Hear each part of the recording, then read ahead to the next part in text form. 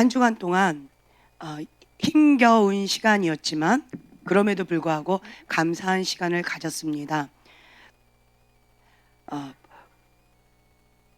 먼저 본문 말씀을 찾아서 읽겠는데요.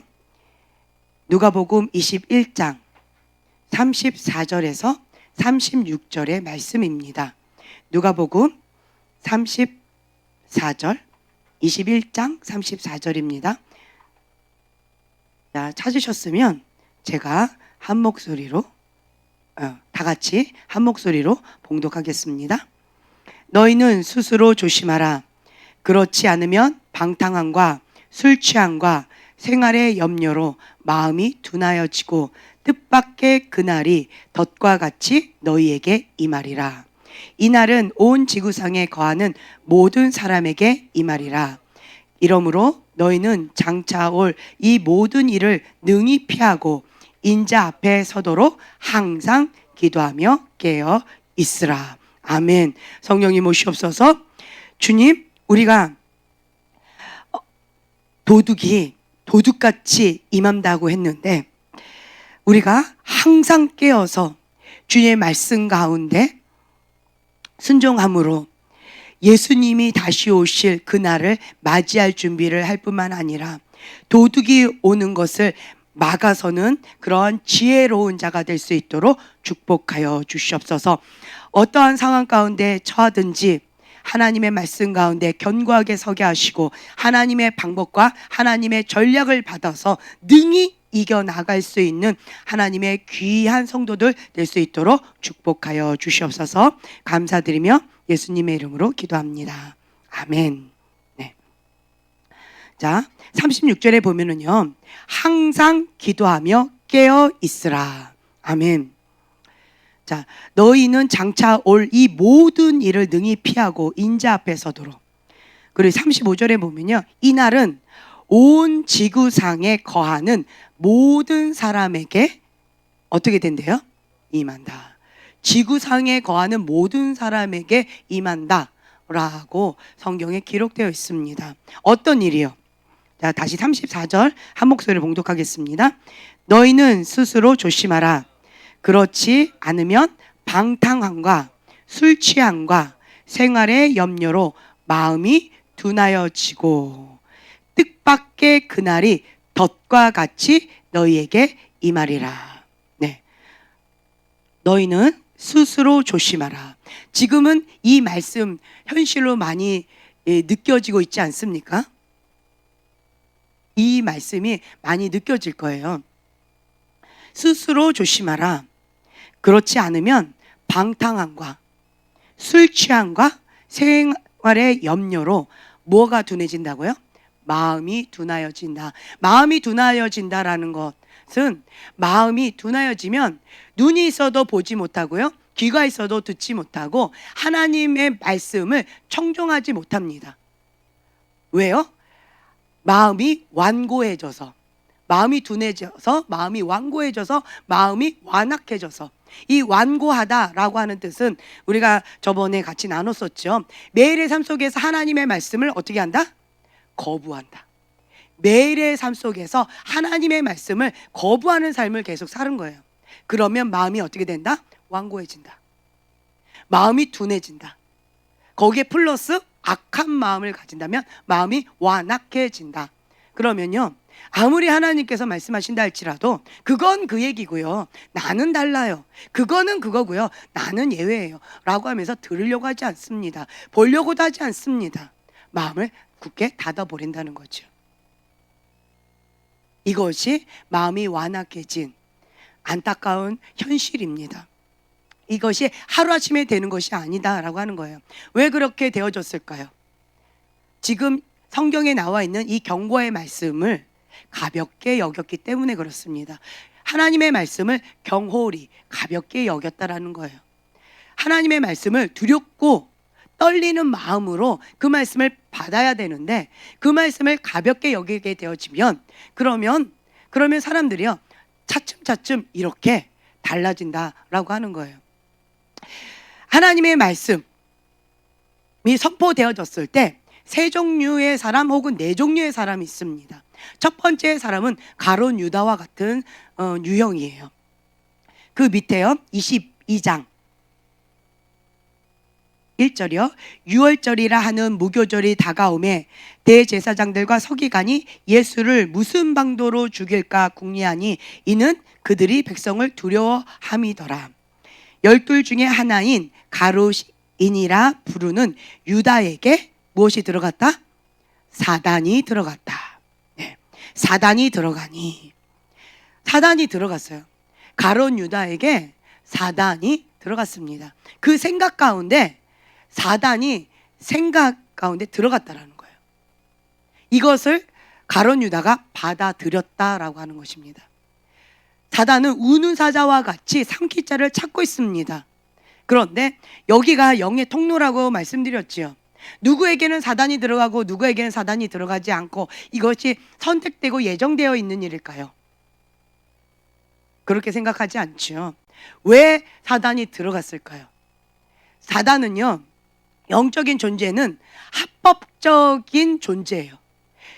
법이 없이 불법으로 행하지 않습니다.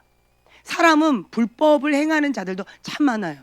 내가 법이다, 내 주먹을 믿어라 이러는 경우. 그리고 지금 현재 정부가 법을 너무 많이 바꿔버립니다.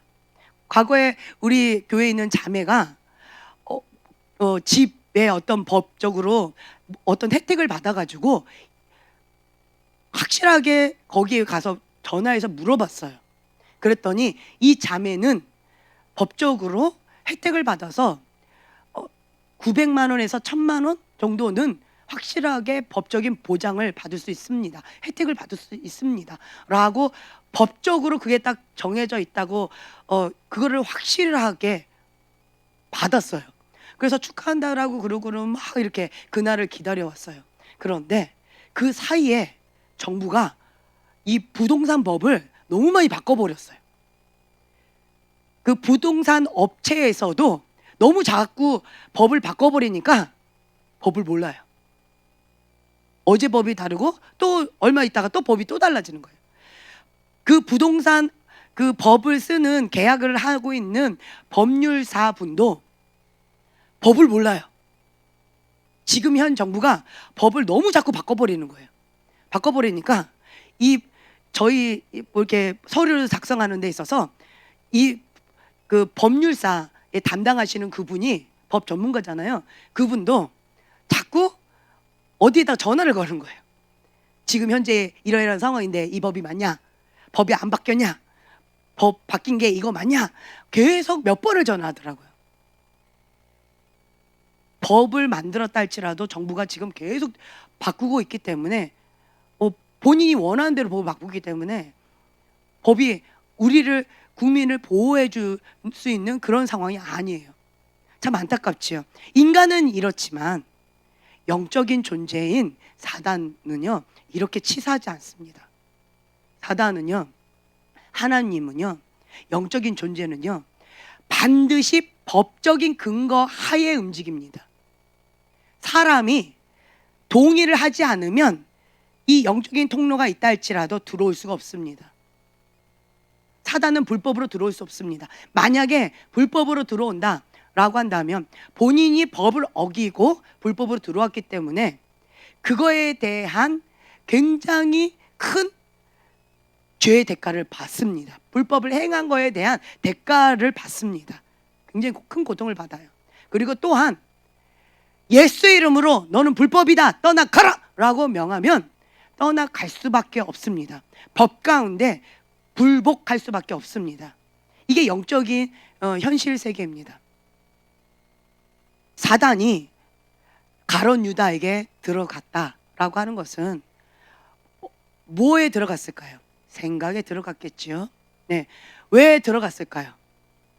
가룟 유다는 원하는 게 달랐어요. 예수님을 원하는 것이 아니었습니다. 하나님의 나라를 원하는 것이 아니었습니다. 하나님을 사랑하는 것이 아니었습니다. 가룟 유다는 자기의 야망이 있었어요. 자기의 꿈이 있었습니다. 자기가 원하는 것이 있었습니다.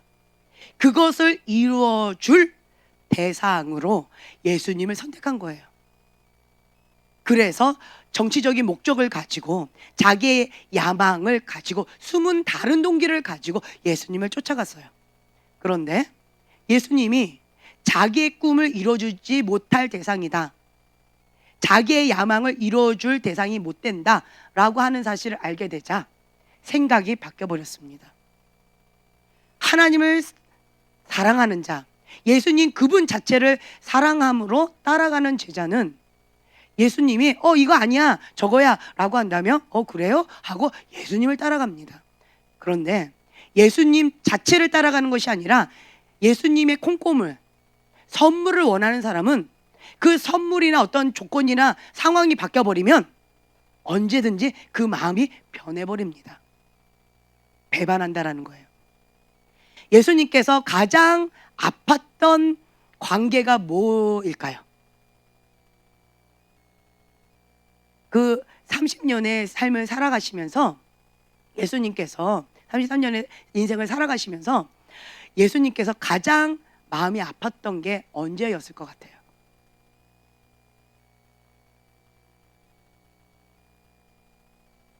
언제? 배반당했을 때. 사람이 배신당했을 때 가장 큰 고통을 느낄 것 같아요. 배신당했을 때. 여러분들은 배신을 당했나요? 배신당해 본 경험이 있나요? 있나요? 혹은 여러분들이 배신을 해본 적이 있나요? 마음이 호떡 뒤집듯이 획 이렇게 뒤집혔던 적이 있나요? 많죠? 네, 많아요. 네. 제가 예수님 앞에 꼬꾸라졌던 이유가 배신이었어요. 배신. 예수님이 내 아픔 알아요? 예수님은 내 아픔 모르잖아요 라고 했을 때 대학교 1학년 때 예수님이 그 전날, 제가 이거 얘기했죠, 환상. 그 전날에 호산나 다윗의 자손이여 이러면서 예수님을 막 주장하면서 예수님을 따라갔던 한 젊은 남자가 있었어요. 그랬는데 그 다음 장면으로 확 바뀌었어요. 그 다음 날이 되었어요. 예수님이 십자가를 짊어지고 골고다 언덕으로 지금 올라가고 계시는데 너무 힘겨운 상황 가운데 비틀비틀 거리시면서 걸어가고 계시는데 한 청년이 죽여라 죽여라 앞장서서 하는 거예요. 그러더니 진짜 가래침이에요. 가래침을 확 하고 얼굴에다가 퇴 하고 뱉더니 정말 있는 힘껏 뺨을 때려서 날아가셨어요. 나가 떨어지셨어요. 예수님이. 그 장면을 저에게 보여주셨어요. 어제까지만 해도 예수님이 최고입니다. 다윗의 자손 예수여 호산나 다윗의 자손이여 이러면서 막 극찬을 했던 그 한 청년이 그 다음날 죽여라 죽여라 라고 하는 청년으로 완전히 돌변한 거죠. 그 모습을 보면서 예수님의 마음이 조금 느껴졌어요. 그 장면을 보면서 예수님의 마음이 얼마나 아팠을까. 그럼에도 불구하고 예수님은 눈으로 저에게 말씀하셨어요. 제가 간증했던 거 기억나시죠? 순간적으로 어떻게 저런 나쁜 놈이 있나, 저런 막 일을 가면서 분해가지고 저런 나쁜 놈이 있나, 세상에 저런 놈이 있나 라고 하면서 그 사람을, 그 청년을 저는 노려보고 있었는데 예수님이 고개를 들면서 제 눈하고 마주친 거예요. 순간 너무 당황했어요. 그래서 제가 예수님 제가 안 때렸어요. 예수님 내가 한 거 아니에요. 나를 보지 마시고 저 사람이에요. 저 사람을 보세요. 저 사람이에요 라고 저는 굉장히 온 힘을 다해서 외쳤어요. 그런데 예수님은 눈동자 하나 흔들림 없이 저만 주시하셨어요. 그리고 눈으로 눈물 글썽글썽 거리시는 그 눈으로 저한테 말씀하셨어요. 지연아, 나는 저 청년을 위하여 지금 십자가에 매달려 죽을 것이다. 지연아, 내가 너를 위하여 십자가에 매달려 죽을 것이다. 나는 갈 것이다. 눈으로 말씀하시는 거예요. 거기에서 제가 거꾸라졌어요. 인생에 있어서 가장 큰 고통이 배신인데 그 배신을 당함에도 불구하고 예수님은 그 한 영혼을 구원하기 위하여 그 사명을 끝까지 감당하시겠다. 그 사명을 감당하시겠다라고 하시면서 그 피 한 방울, 그 영혼을 위하여, 그리고 나처럼 예수님의 피값이 무엇인지, 예수님의 은혜가 뭔지도 모르는 철부지 꼬마 같은 나를 위해서도 피 한 방울 흘리시겠다라고 말씀하셨어요. 대학교 1학년 때 처음 예수님의 환상을 봤던 그것이 저에게 굉장히 큰 충격으로 왔어요. 그래서 그때 이후로 예수님 앞에 예수님이 내 아픔 아세요라고 하는 말을 절대로 하지 못했습니다. 감히 할 수가 없었습니다. 예수님의 고통과 예수님의 아픔에 비교하면 내 거는 세 발의 피입니다. 나는 비교할 수도 없습니다. 정말 세례 요한의 고백처럼 예수님의 그 신들매를 매일 자격도 없는 그러한 연약한 존재입니다 라고 하는 것이 나의 고백이 되어졌어요. 가룟 유다의 그 배신, 그 배신을 당했을 때 예수님의 마음이 얼마나 아프셨을까.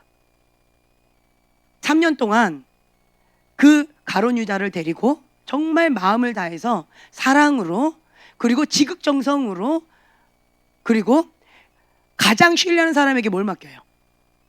돈을 맡기죠. 재정을 또 맡겼습니다.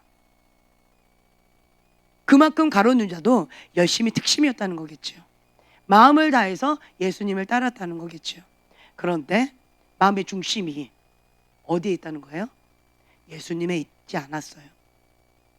예수님의 선물에 있었습니다.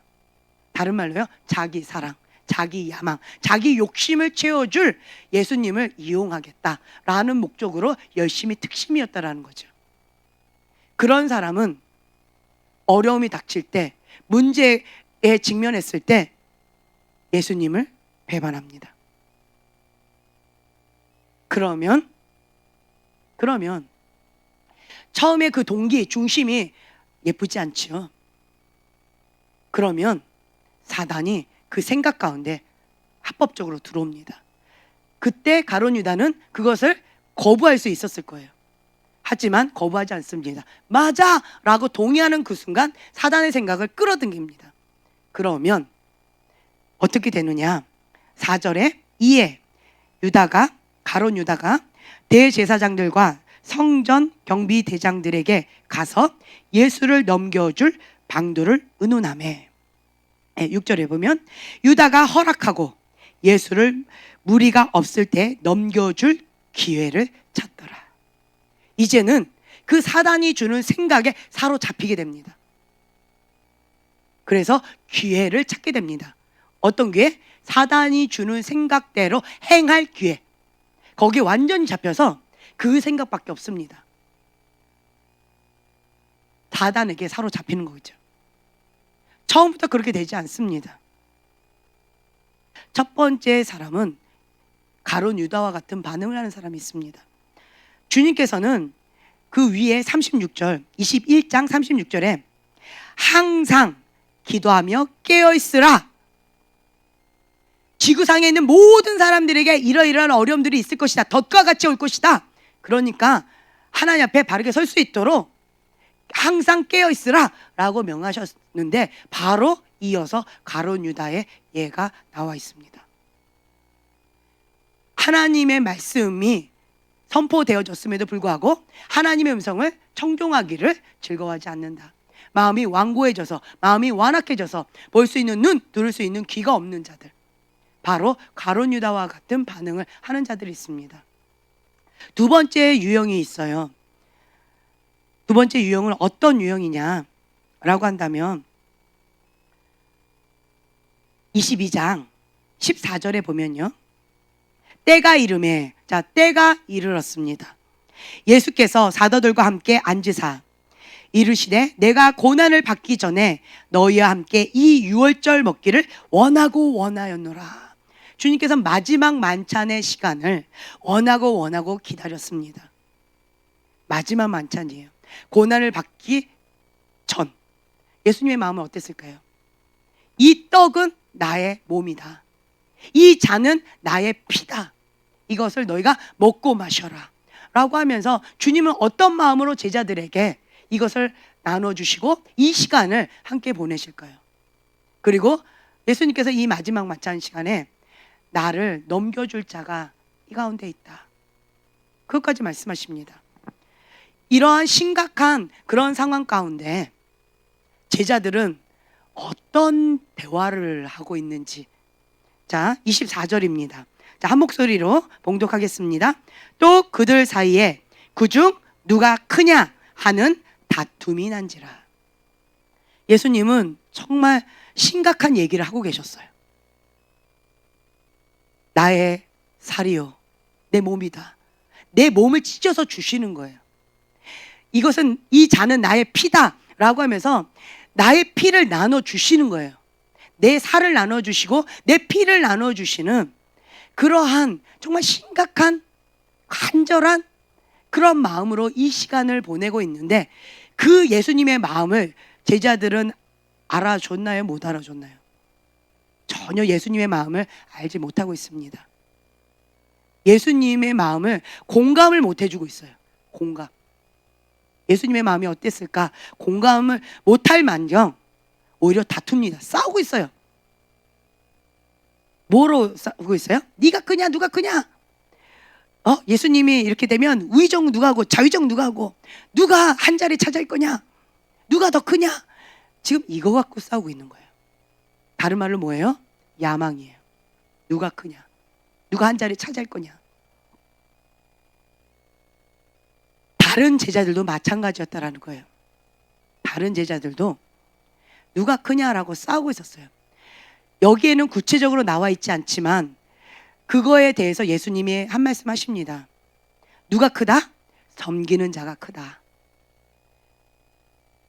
라고 하면서 제자들에게 말씀을 나눠주셔요. 그러면서 누구를 딱 지명해요? 베드로를 지명합니다. 왜 베드로를 지명했을까요? 자, 12명의 제자 가운데 수제자 하면 누가 딱 떠올라요? 베드로. 그리고 예수님이 항상 데리고 다녔던 수제자 3명 누구예요? 베드로, 야고보, 요한. 그렇죠? 항상 나오는 게 베드로예요. 어딜 가든지 항상 예수님이 데리고 다니셨던 그 수제자들이 있습니다. 그 중에서도 누가 제일 고개를 뻣뻣이 들었을까요? 왜 예수님이 딱 누구를 지명했을까요? 왜 여기에 다른 제자들 안 나오고 베드로를 딱 지명했을까요? 우리는 그냥 추측할 수가 있습니다. 누가 크냐라고 했을 때 누가 큰 소리 냈을까요? 누가 큰 소리 냈을까요? 누가 크다고 큰 소리 냈을까요? 다른 사람들을 콱 눌러버리는 게 누구였을까요? 베드로였을 것 같다라고 우리는 추측할 수가 있습니다. 야, 너네들 예수님이 물 위를 건너왔을 때 너네 다 두려워 떨었지? 누가 물 걸었어? 예수시거든, 나의 주시거든, 나를 명하여 물 위를 건너게 하옵소서. 누가 했어? 누구야? 라고 하면서 그 베드로가 굉장히 크게 막 했겠죠. 그랬을 때 다른 제자들이 막 다투면서 그렇게 하다가 깨갱하면서, 네, 누가 크냐? 그건 교만이에요. 교만한 마음, 우쭐대는 마음. 야, 그래도 이 중에 내가 제일이야. 너 예수님이 나한테 하는 말 안 들어봤어? 자, 한번 찾아볼까요? 마태복음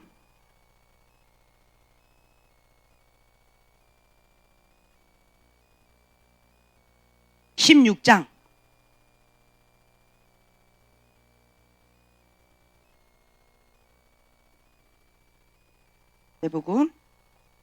16장.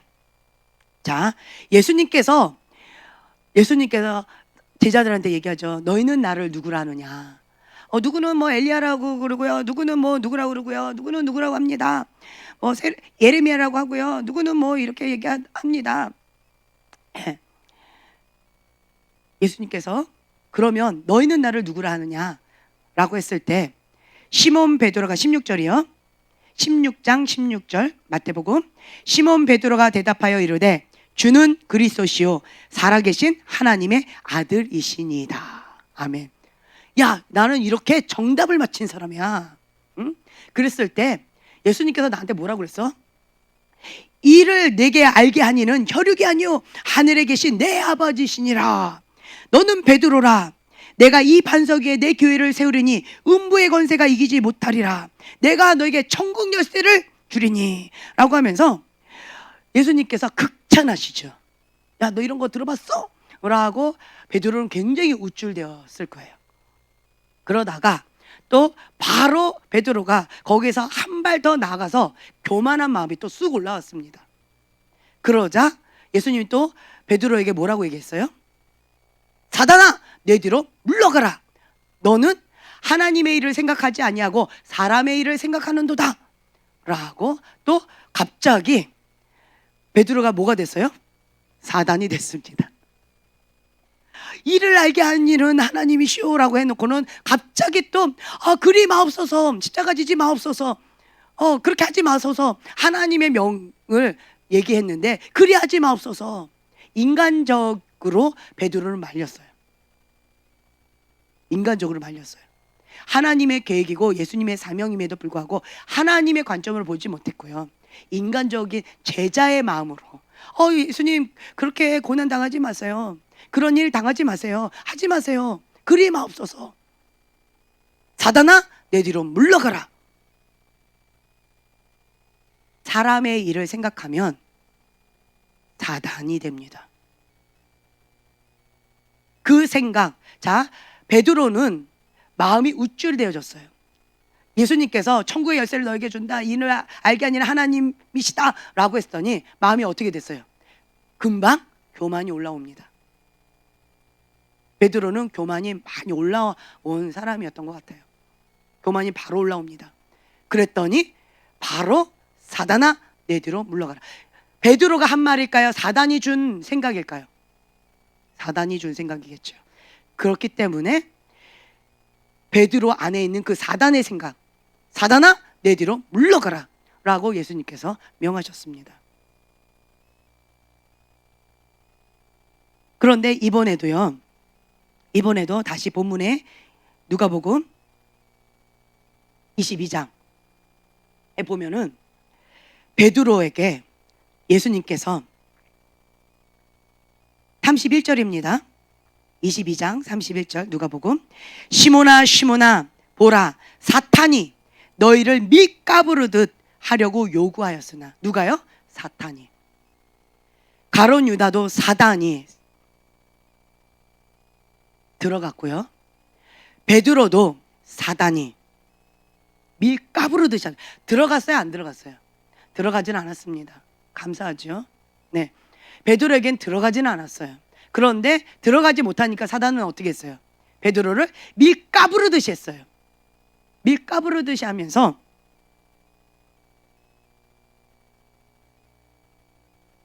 밀가부르듯 하려고 요구하였으나 그러나 내가 너희를 위하여 내 믿음이 떨어지지 않기를 기도하였노니 너는 돌이킨 후에 내 형제를 굳게 하라. 아멘. 너는 이렇게 될 거다. 그랬더니 이 교만한 베드로의 고백을 보세요. 예수님이 말씀하셨음에도 불구하고 보지도 못했고 듣지도 못했습니다. 예수님 틀렸어요. 지금 그 말이에요. 예수님 잘못 보셨어요. 예수님 나는 그런 사람 아니에요. 예수님 잘못 보셨어요. 예수님 생각이 틀렸어요. 예수님이 틀렸습니다 라고 얘기하는 거예요. 굉장히 교만한 거죠. 예수님이 말씀하셨음에도 불구하고 이 교만이 얼마나 높았던지 예수님 보고 틀렸다고 합니다. 그러면서 그가 말하되 주여 내가 주와 함께 오게도 죽는 데에도 가기를 각오하였나이다. 그런데 나보고 그렇게 한다고요? 예수님 잘못 보셨어요. 나는 절대 그렇지 않습니다. 예수님을 오히려 이렇게 책망하는 이런 말을 하고 있는 거예요. 얼마나 교만한가요? 그렇죠? 벌써 이 교만은 죄의 대문입니다. 교만한 자는 사단이 우습게 여깁니다. 교만하면 이미 게임은 끝난 싸움이에요. 제가 예전에도 그 말씀 드렸죠. 굉장히 유명하고 존경받는 하나님의 사람이 계셨어요. 우와 대단하다. 세계적으로 유명하시고 너무너무 귀한 분이셨어요. 우와 굉장한 분이시다. 인간적인 눈으로는 제가 그렇게 보았어요. 그런데 갑자기 하나님의 눈으로, 영의 눈으로 저에게 그분에 대해서 딱 보여주셨는데 제가 깜짝 놀랐어요. 사단이 굉장히 우습게 여기는 거예요. 사람들은 우와 이랬는데 사단은 그 존경받는 목사님을 우습게 여겼어요. 제가 깜짝 놀라서 하나님께 여쭤봤어요. 하나님, 왜 저렇게 귀한 목사님이 계시는데 사단은 우습게 여기나요? 왜 사단이 우습게 여기나요? 뭐 때문인가요? 그랬더니 사단은 겉모양을 보지 않았어요. 사단은 그 목사님이 설교하시는 설교 내용을 보지 않았어요. 그 목사님이 어떻게 뭘 하는지에 대해서 보지 않았어요. 마음의 중심을 보더라고요. 교만한 마음. 교만한 마음이 있으면 결과물이 뭐가 나올까요? 죄의 열매가 나오겠지요. 그거는 당연한 지사입니다. 네. 그 존경받는 그 목사님이 마음이 교만했어요. 사단은 그 교만한 마음을 보고 아, 저거 내 밥이구나 라고 생각하더라고요. 그리고는 그 목사님을 두려워하지 않았어요. 그 목사님을 무서워하지 않았어요. 제가 그 장면을 보고 굉장히 충격을 받았어요. 그냥 단지 교만은 죄의 대문이라고 생각했고 사단이 합법적으로 드나들 수 있는 통로다. 그래서 하나님께서 교만죄를 크게 보시는구나. 하나님께서 겸손한 자를 은혜를 베푸시고 교만한 자를 하나님이 직접 대적하신다고 그랬는데 그런데 와, 내가 생각했던 것보다 더 큰 죄구나. 그때 그걸 깨달았었어요. 하나님의 사람을 보면 사단이 두려워 떨어야 되는데 두려워 떨지 않습니다. 이건 자존심 상하는 일이에요. 이건 자존심 상하는 일입니다. 그리고 또 한 가지 봤던 그림이 있었는데 또 어떤 목사님이 계셨어요. 또 유명한 목사님 계셨죠. 그런데 꼭 고양이가 쥐를 갖고 놀듯이 갖고 노는 거예요. 사단이 그 목사님을 갖고 노는 거예요. 그래서 제가 하나님, 이게 어찌된 일입니까? 영의 세계와 현실의 세계가 이렇게 갭이 컸어요. 주님, 이게 뭡니까? 사단은 영적인 존재다. 사단은 속지 않는다.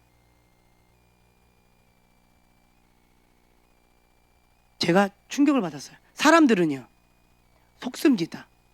육의 눈으로 바라보고 겉모양을 보고 겉에 드러난 것들을 보고 사람들은 그걸 보고 속습니다. 그런데 사단은 속지 않았어요. 놀이개처럼 갖고 놀았는데 그 이유가 뭐냐 봤더니 죄의 쇠사슬에 묶여 있었어요. 죄의 쇠사슬. 죄의 쇠사슬에 묶여 있으니까 사자가 그 죄의 쇠사슬에 묶여 있어요. 마음대로 할 수 있나요? 아무리 무서운 사자가 으르렁거리고 있다 할지라도 그렇다 할지라도 쇠사슬에 묶여 있으면 나를 해하지 못합니다. 마찬가지로 아무리 하나님의 사람이 존귀한 자다라고 한다 할지라도 죄의 쇠사슬에 묶여 있으니까 사단이요 갖고 노는 거예요. 심심하면 갖고 놀고 저기에다 갖다 놨다가 다시 갖고 놀고 저기 갖고. 죄의 쇠사슬에 묶여 있으면 사단이 저렇게 우습게 여기면서 갖고 노는구나. 정말 비참하죠. 그런데 이것이 현실이라는 거죠. 하나님도 속지 않고요, 사단도 속지 않습니다. 누구만 속아요? 사람만 속습니다. 제가 영적인 세계가 현실이다, 영적인 세계가 실제다라고 말했던 이유 중에 하나가 바로 이것 때문에 그랬습니다. 사단은 속지 않고요, 하나님은 속지 않고요, 이것이 그 사람의 현 모습이라는 거예요. 우리는 겉의 모양으로 그냥 포장되고 잘 포장돼서 그렇게 꾸밀 수 있지만, 속일 수 있지만 하나님과 사단은 속일 수 없다라고 하는 것이죠. 이것이 나의 현 주소다라고 하는 것이에요. 그래서 이 베드로, 교만이 꽉 찬 베드로는 예수님 보고 틀렸어요 라고 말하면서 예수님을 가르치려고 했던 이 베드로, 예수님께서 이렇게 말씀하시면 정상적인 반응은 어떤 반응이 나와야 될까요? 사단이 너를 밀가부르듯 요구하려고 했으나 너가 이러이러한 어려움이 있을 것이다. 라고 말씀하셨을 때 정상적인 반응은 어떻게 반응하는 거가 정상적인 반응일까요? 어떻게 반응할 거예요? 너 예수님 3번 부인할 거야 라고 얘기했을 때 어떻게 반응하실래요? 어떻게 반응하실래요? 어떻게 반응하실래요? 얘기해 보세요.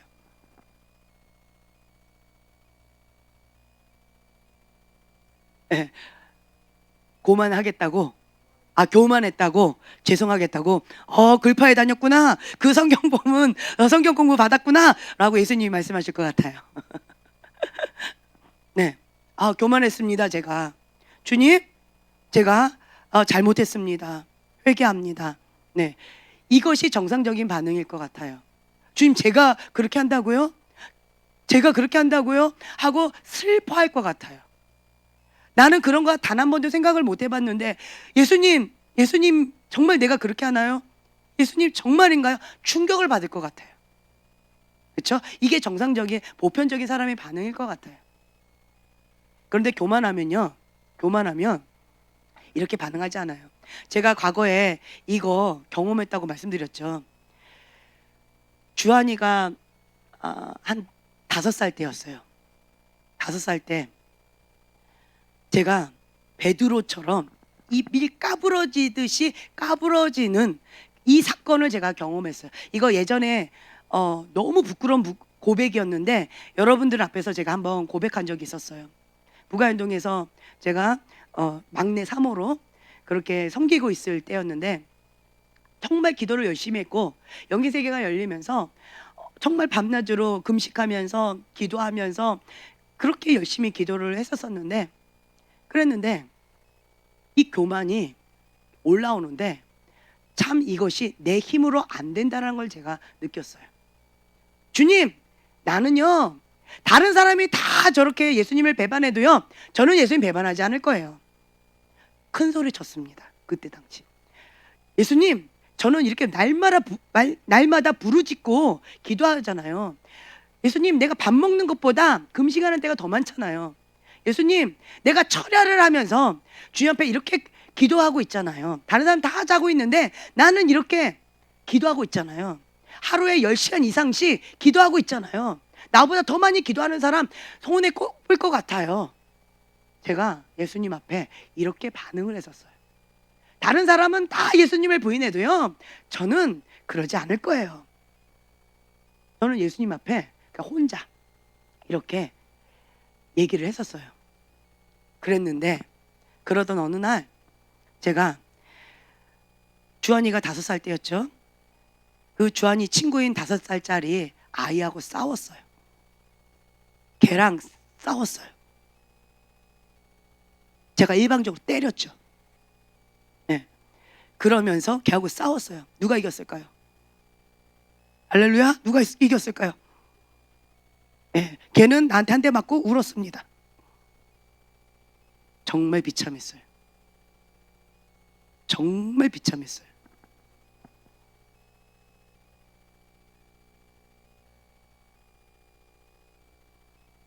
그 아이한테 아무리 사과를 해도 그 아이는 눈물을 그치지 않았고 너무너무 비참했고 그 엄마한테 찾아가서 내가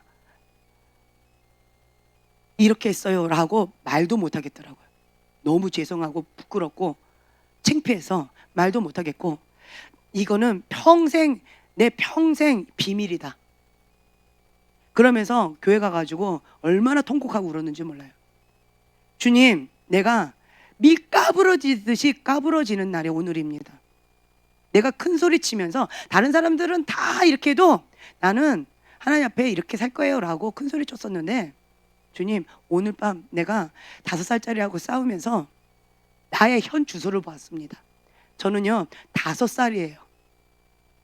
5살밖에 안 됩니다. 그 엄마가 나를 믿고 아이를 맡겼는데 그 아이하고 싸우고 그 엄마한테 내가 말도 못하고 나의 이 비참함은 주님 말로 할 수 없어요.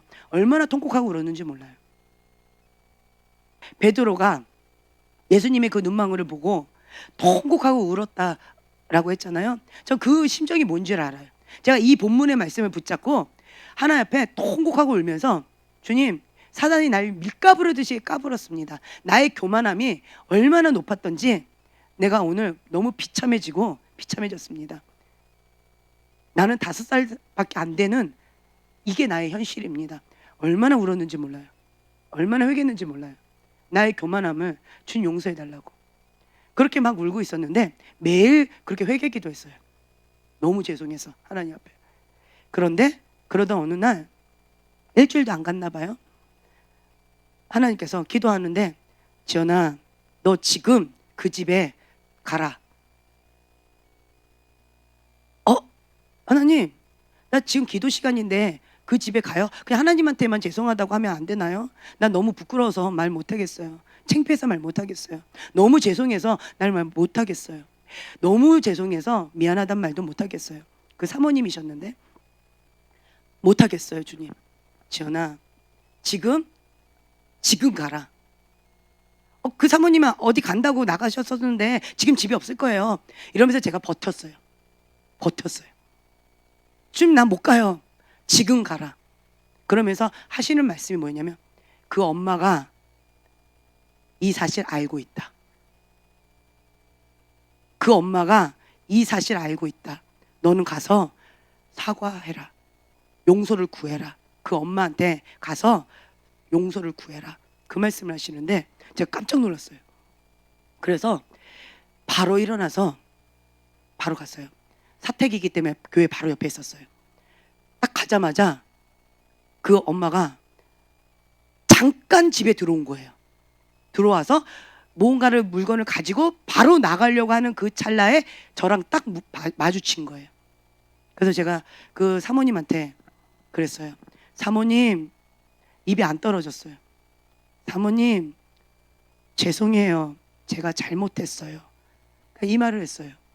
그랬더니 그 사모님이 막 우는 거예요. 사모님 막 우는 거예요.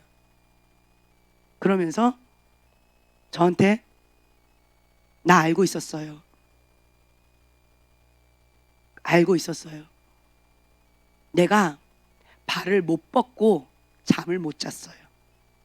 너무 마음이 아파서 발을 못 뻗고 며칠을 잠을 못 잤어요.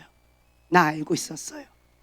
그러시는데 제가 너무 죄송해서 막 울면서 사모님한테 사모님 내가 너무 죄송하다고 잘못했다고 사과를 했어요. 그랬더니 그 사모님이 울면서 용서해 주셨어요. 그래서 저도 눈물 범벅이 돼서 너무 죄송하다라고 사과를 하고 그리고 다시 교회로 와서 하나님 앞에 엉엉 울면서 기도를 했어요. 하나님께서 나한테 말씀 안 해주셨으면 제가 정말 뻔뻔스럽게 그것을 눈 가리고 아웅할 뻔했네요.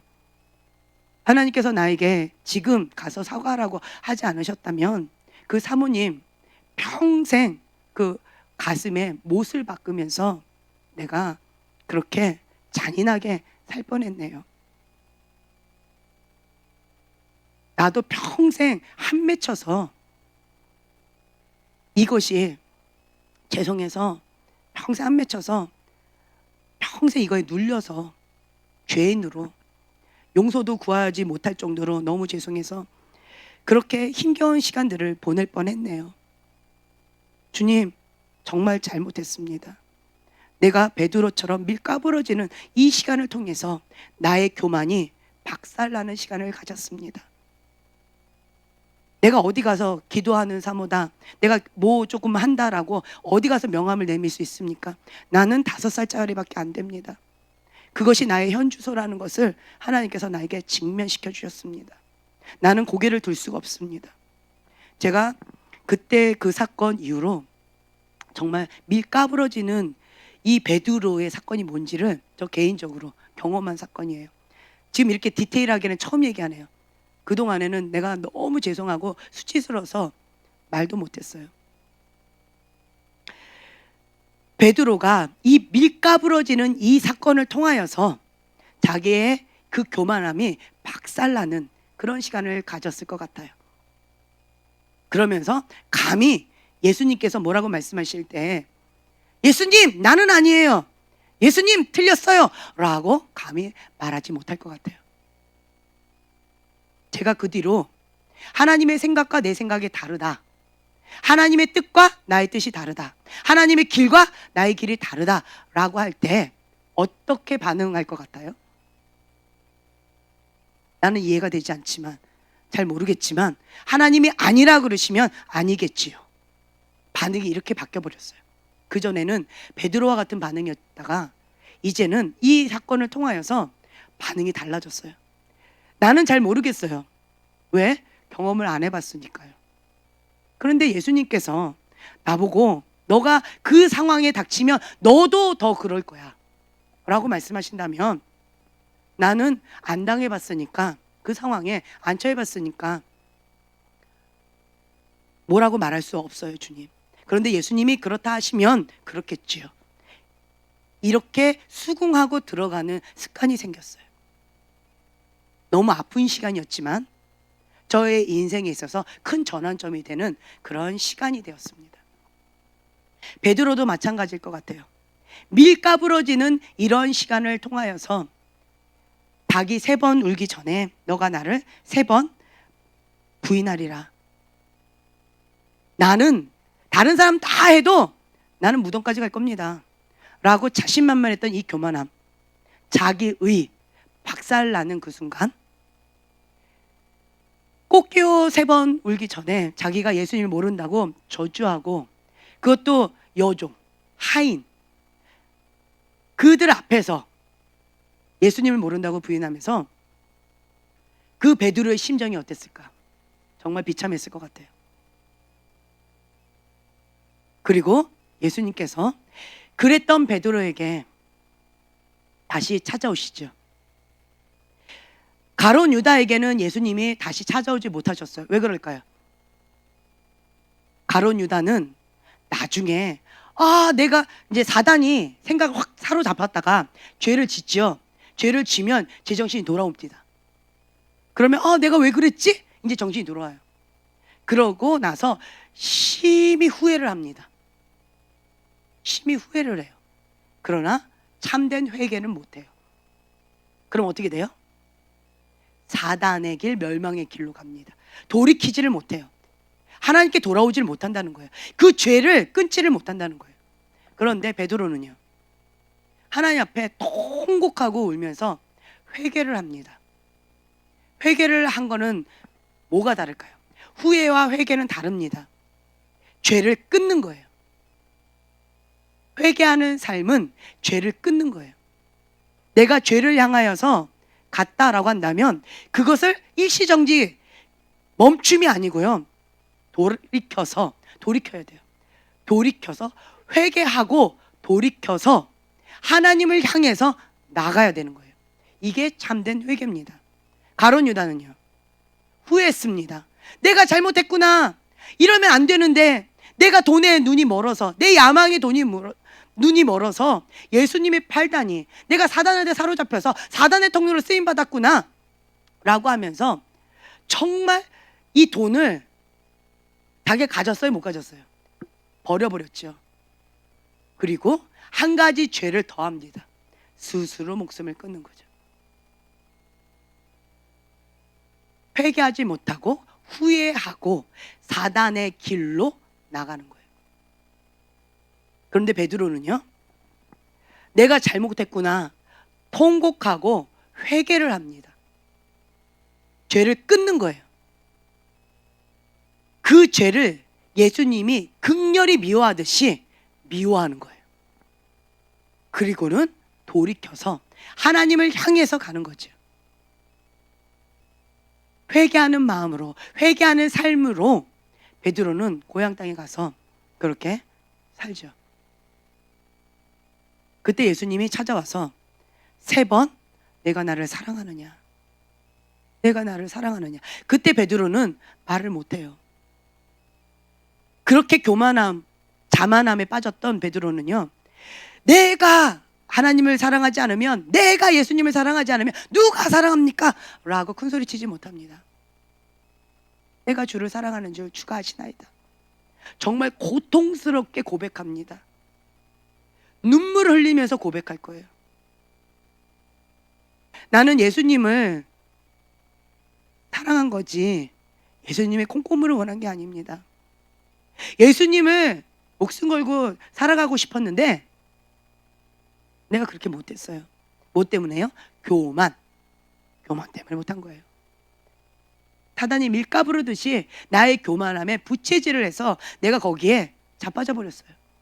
넘어져 버렸어요. 그 덫, 지구상에 있는 모든 사람에게 이 덫이 임한다 라고 되어 있잖아요. 베드로도 예외가 아닌 거예요. 이 덫에서 헤어나올 자는 없어요. 교만하면 덫에 잡혀버리게 됩니다. 주님, 내가 그랬습니다. 주님, 나를 용서해 주세요. 베드로는 평생의 그 인생이 바뀌었어요. 내게 있는 것, 나는 아무것도 없다. 금과 은은 내게 없어도 내게 있는 것으로 너에게 주노니 나사렛 예수의 이름으로 일어나 걸으라. 이렇게 담대히 외치는 베드로로 바뀌어버렸어요. 나는 금도 없고 은도 없고 내가 가지고 있는 거 아무것도 없다. 오직 뭐가 있대요? 예수님만 있다는 거예요. 이렇게 베드로는 바뀌어버렸어요. 내가 하는 것이 아니다. 예수님이 하는 것이다. 베드로는 바뀌어버렸어요.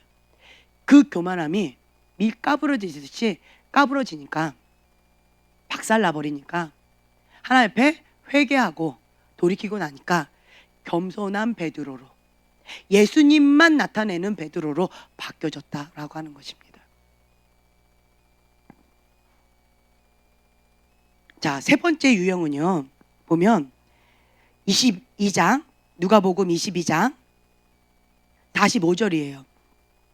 39절부터 45절까지 46절까지 한번 한 목소리 봉독하겠습니다. 예수께서 나가사 습관을 따라 감난산에 가심에 제자들도 따라갔더니 그곳에 이르러 그들에게 이르시되 유혹에 빠지지 않게 기도하라 하시고 그들을 떠나 돌 던질 만큼 가서 무릎을 꿇고 기도하여 이르시되 아버지여, 만일 아버지의 뜻이거든 이 잔을 내게서 옮기시옵소서. 그러나 내 원대로 마시옵고 아버지의 원대로 되기를 원하나이다 하시니 천사가 하늘로부터 예수께 나타나 힘을 더하더라. 예수께서 힘쓰고 애써 더욱 간절히 기도하시니 땀이 땅에 떨어지는 빗방울 같이 되더라. 기도 후에 일어나 제자들에게 가서 슬픔으로 인하여 잠든 것을 보시고 이르시되 어찌하여 자느냐, 시험에 들지 않게 일어나 기도하라 하시니라. 아멘. 45절에 보면요, 자 39절에 예수님께서 습관을 쫓아 기도하러 가셨어요. 습관을 따라 감난산에 습관을 따라 기도하러 가셨어요. 모든 제자들이 예수님께서 습관을 따라 감난산에 기도하러 가신다라는 것을 알고 있었어요. 그렇죠? 그리고 제자들이 거기까지는 따라갔어요. 습관을 따라 예수님을 따라서 기도하는 자리까지 갔어요. 그런데 45절에 보면 잠들었대요. 무엇으로 인하여? 무엇으로 인하여? 슬픔으로 인하여. 너무 슬픈 거예요. 너무 슬픈 거예요. 내가 생각했던 그림이 아닌 거예요. 내가 쫓아다녔던 그 예수님 이제는 사라진다는 거죠. 그럼 우리는 그 닭 쫓던 개신세인가요? 우리는 뭐가 되는 거며 우리는 뭐야? 3년 동안 예수님만 바라보고 전부를 다 걸고 그렇게 따라다녔는데, 그런데 예수님 이제 이렇게 된다라고 하고 우리는 뭐지? 기도하러 따라오기는 했는데, 습관을 따라 오기는 했는데 기도할 힘이 없었어요. 무엇에 사로잡혀서? 자기 슬픔. 자기 슬픔에 사로잡히면요 예수님이 보이지 않아요. 엠마오로 가는 그 두 제자도 보면은요 뭐에 잡혔대요? 슬픔. 자기 슬픔에 사로잡히니까 예수님이 옆에서 말을 걸고 계셨음에도 불구하고, 예수님과 함께 동행함에도 불구하고 예수님을 못 알아봤어요. 당신은 이 사실을 왜 모르느냐? 오히려 그 사람 예수님한테 책망을 합니다. 예수님을 못 알아보는 거예요. 뭐 때문에요? 슬픔. 슬픔에 사로잡히면 자기 문제, 생활의 염려에 잡혀버리면 자기 문제, 자기 근심 걱정, 어떤 문제에 잡혀버리면 그러면 예수님이 보이지 않아요.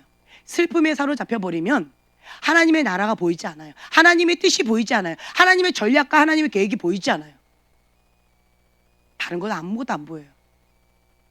생활의 염려에 사로잡혀서 자기 슬픔. 그래서 결국 어떻게 됐어요? 그 제자들 1시간도 깨어서 기도하지 못하고 자고 있어요. 습관을 쫓아 예수님을 따라가긴 했지만 잠자고 있는 제자. 이 세 번째 유형은요, 잠자고 있는 제자들.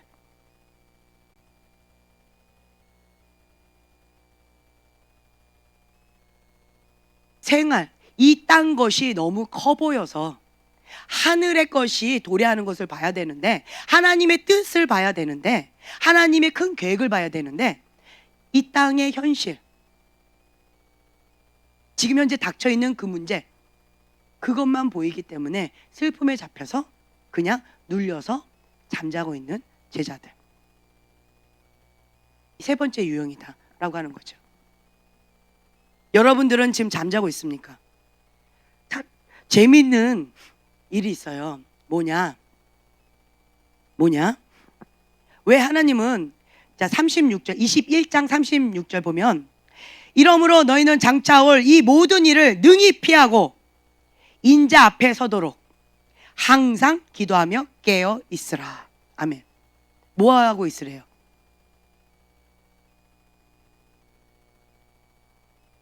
뭐 하고 있으래요? 기도하라는 거예요. 깨어 있어라, 기도하라. 기도하라는 거예요. 기도 외에는 이런 유가 나갈 수 없느니라. 제가 참 많은 것들을 봅니다. 말씀과 기도의 사람이에요. 예배 중심의 사람이에요. 하나님의 사람은. 말씀드렸죠? 이런 단순한 삶을 살아가는 사람들이 바로 하나님의 사람입니다. 그런데 제가 이렇게 보면서 지금 하나님의 사람들을 이렇게 보니까요, 참 재밌어요. 말씀을 많이 먹어야지 많이 뭐가 나갈 게 많아요. 양식. 말씀은 양식이에요. 먹을 거가 풍성해요. 말씀이 풍성하면. 네. 말씀이 약하면요, 먹을 게 별로 없어요. 잔치상은 펼쳐져 있는데 먹을 게 별로 없어요. 말씀이 별로 없으면. 네. 그리고요, 기도는 호흡이에요. 호흡. 기도는 호흡인데 말씀이 풍성하다 할지라도 호흡하지 않는 사람을 우리는 뭐라고 얘기할까요? 죽은 자. 그렇죠? 호흡. 자, 살았다 죽었다를 우리는 뭐로 판별해요? 예, 숨 쉬냐, 숨을 쉬지 않느냐, 그거죠. 기도는 호흡입니다. 기도는 호흡이에요. 기도하지 않는 자는 죽은 자예요. 호흡하지 않는 자는. 그리고 여기 보면 제자들, 세 번째 제자들, 세 번째 유형, 잠자고 있다. 기도하지 않고 잠자고 있는 자들. 잠자다가 어떻게 돼요? 계속 잠자고 있으면 그대로 죽는 거죠. 호흡하지 않는 자들, 잠자고 있는 거예요. 깨어있지 못하고 있는 자들, 잠자고 있는 거예요. 그래서 우리는요, 말씀도 풍성해야 되고요, 또한 호흡을 해야 돼요. 이 둘 중에 어떤 것이 더 중요하냐? 우리 이렇게 감히 말할 수 없어요. 둘 다 중요합니다. 예배 중심적인 삶 아주 중요합니다. 그런데 제가 보니까 이 마지막 때는요, 말씀이 약해도 양식은 있긴 있더라고요. 그렇죠? 삐리삐리 그러니까 양식이 풍성하면 아주 좋겠지만, 말씀의 사람이라서 말씀이 풍성하면 아주 좋겠지만, 말씀이 풍성하지 못하다 할지라도 안타깝죠. 말라 비틀었다 할지라도 그래도 오늘의 일용할 양식 조금이라도, 오늘을 버틸 수 있는 그 말씀이라도 조금이라도 있으면 그래도 버티더라고요. 죽지는 않더라고요. 그런데 문제는 호흡은요, 호흡 멈추면 어떻게 될까요? 죽은 자예요. 죽었다라고 얘기합니다. 왜 마지막 때에 열 처녀의 비유 가운데에서 등불, 말씀, 둘 다 말씀은 들고 있었어요. 그렇죠? 말씀을 다 들고는 있었어요. 내가 직접 먹든 아니면 어디서 받아 듣든 말씀은, 등불은 갖고 있더라고요. 그래도 버틸 수 있는, 예수님이 오실 때까지는 버틸 수 있는 말씀의 등불은 가지고 있다 얘기예요. 그런데 뭐가 준비되지 않은 걸로 슬기로운 다섯 처녀와 미련한 다섯 처녀로 나뉘던가요? 기름이죠. 그릇에 기름을 담아서 준비된 처녀와 그릇도 준비되지 않았고요, 기름도 준비되지 않았어요. 그러면 미련한 처녀다, 예수님을 맞이할 준비를 하지 못한 미련한 처녀다라고 되어 있다라고 하는 거예요. 그 말은 뭐예요? 예수님이 오실 때까지 우리는 등불은 준비 그래도 되어졌다 할 수는 있다는 거예요. 꺼져가는 등불이냐, 정말 활활 타올라서 전 세계를 등불처럼 밝힐 수 있는 그런 등불이냐, 그 차이는 있을 거예요. 그 차이는 있을 거예요. 다 꺼져가, 나만 겨우 막 이렇게 그러한 비리비리한 등불, 말씀의 등불, 그래도 예수님이 오실 때까지는 꺼지지 않고 버틸 수는 있는 거예요. 안타깝죠? 예, 안타까운 현실이에요. 그럼에도 불구하고 등불은 있다는 거예요. 기왕이면 전 세계에 말씀의 등불로 등대와 같은 역할을 하는, 그러한 사명을 감당하는 그러한 등대와 같은 등불, 말씀의 사람이면 더 행복하겠죠. 아멘. 네, 아멘. 그걸 우리가 추구하면서 나가야 됩니다. 근데 어찌됐든 비리비리하든 이 열방을 다 품을 말씀의 사람이든 상관없이 등불은 그래도 준비가 되어 있다. 그러면 우리는 뭘 준비해야 될까요? 하나님의 말씀에, 성경 말씀에 기준을 뭐로 뒀어요? 슬기로운 다섯 처녀와 미련한 다섯 처녀를 뭐로 뒀어요? 기도였어요. 기도. 그릇과 기름 준비됐느냐, 그릇과 기름이 준비되지 않았느냐, 이걸로 판별을 하셨다는 거예요. 그렇다면 우리는 슬기로운 다섯 처녀가 되기를 원합니다 라고 한다면 뭘 준비해야 돼요? 항상 깨어서 기도하라는 거죠. 기도해야 된다는 거예요. 말씀을 아무리 먹어도요, 기도하지 않으면 미련한 다섯 처녀다. 예수님은 거기에 한 차에 이거 없으세요. 예외가 없으세요.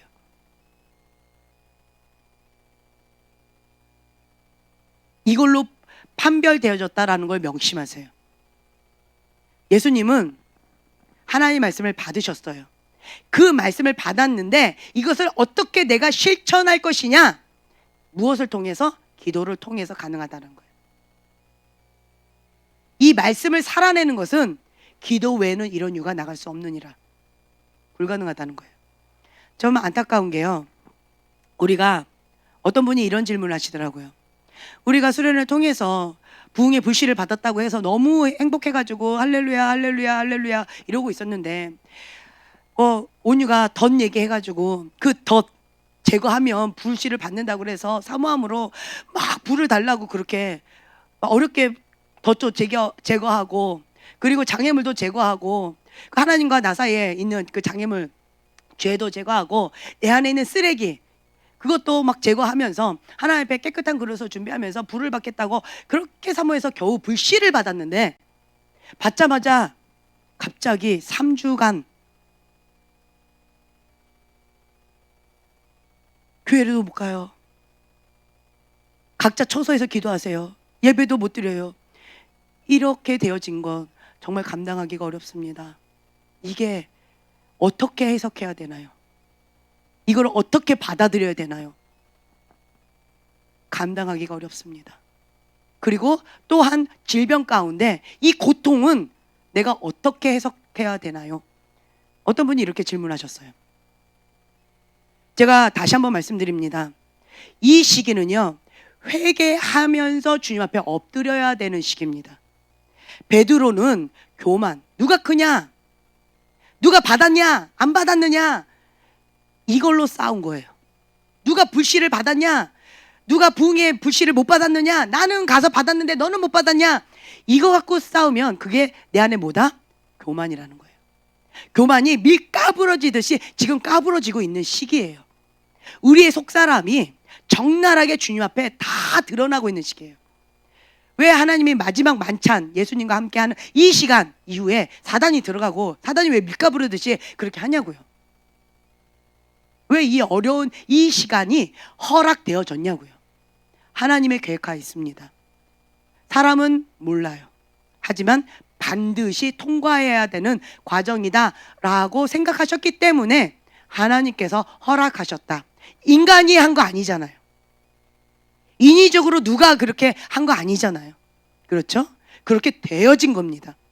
그렇다라고 한다면 하나님께서 참새 두 마리도 한 아사리온에 하나님이 허락하지 않으면 팔리지 않는다라고 하셨는데, 하나님께서 허락하셨으니까 이 모든 것들이 허용되어진 거예요. 인간의 생각과 인간의 뜻과는 너무나도 달라요. 그렇다면 우리가 해야 될 당연한 반응은 무엇이냐? 하나님 앞에 정직하게 어린아이같이 반응하는 거예요. 주님, 이해되지 않습니다. 주님, 모르겠습니다. 주님, 어렵습니다. 마음이 너무 어렵습니다. 그러나 하나님이 허락하셨으니까 이런 상황이 벌어졌겠지요. 그렇다면 하나님, 이 어려운 이 시기 가운데 내가 어떻게 반응해야 합니까? 하나님께 이렇게 반응하셔야 돼요. 저는 이렇게 하나님 앞에 여쭤봤어요. 너무 어렵습니다, 주님. 차포 다 떼고, 그것도 처음에는요, 이 올망졸망한 이 아가들 데리고 같이 예배를 드렸어요. 어른을 향한 메시지를 이 아가들을 향해서 외쳤습니다. 그랬더니 어떤 분이 저한테 나중에 물어보시더라고요. 사람들 많이 왔느냐?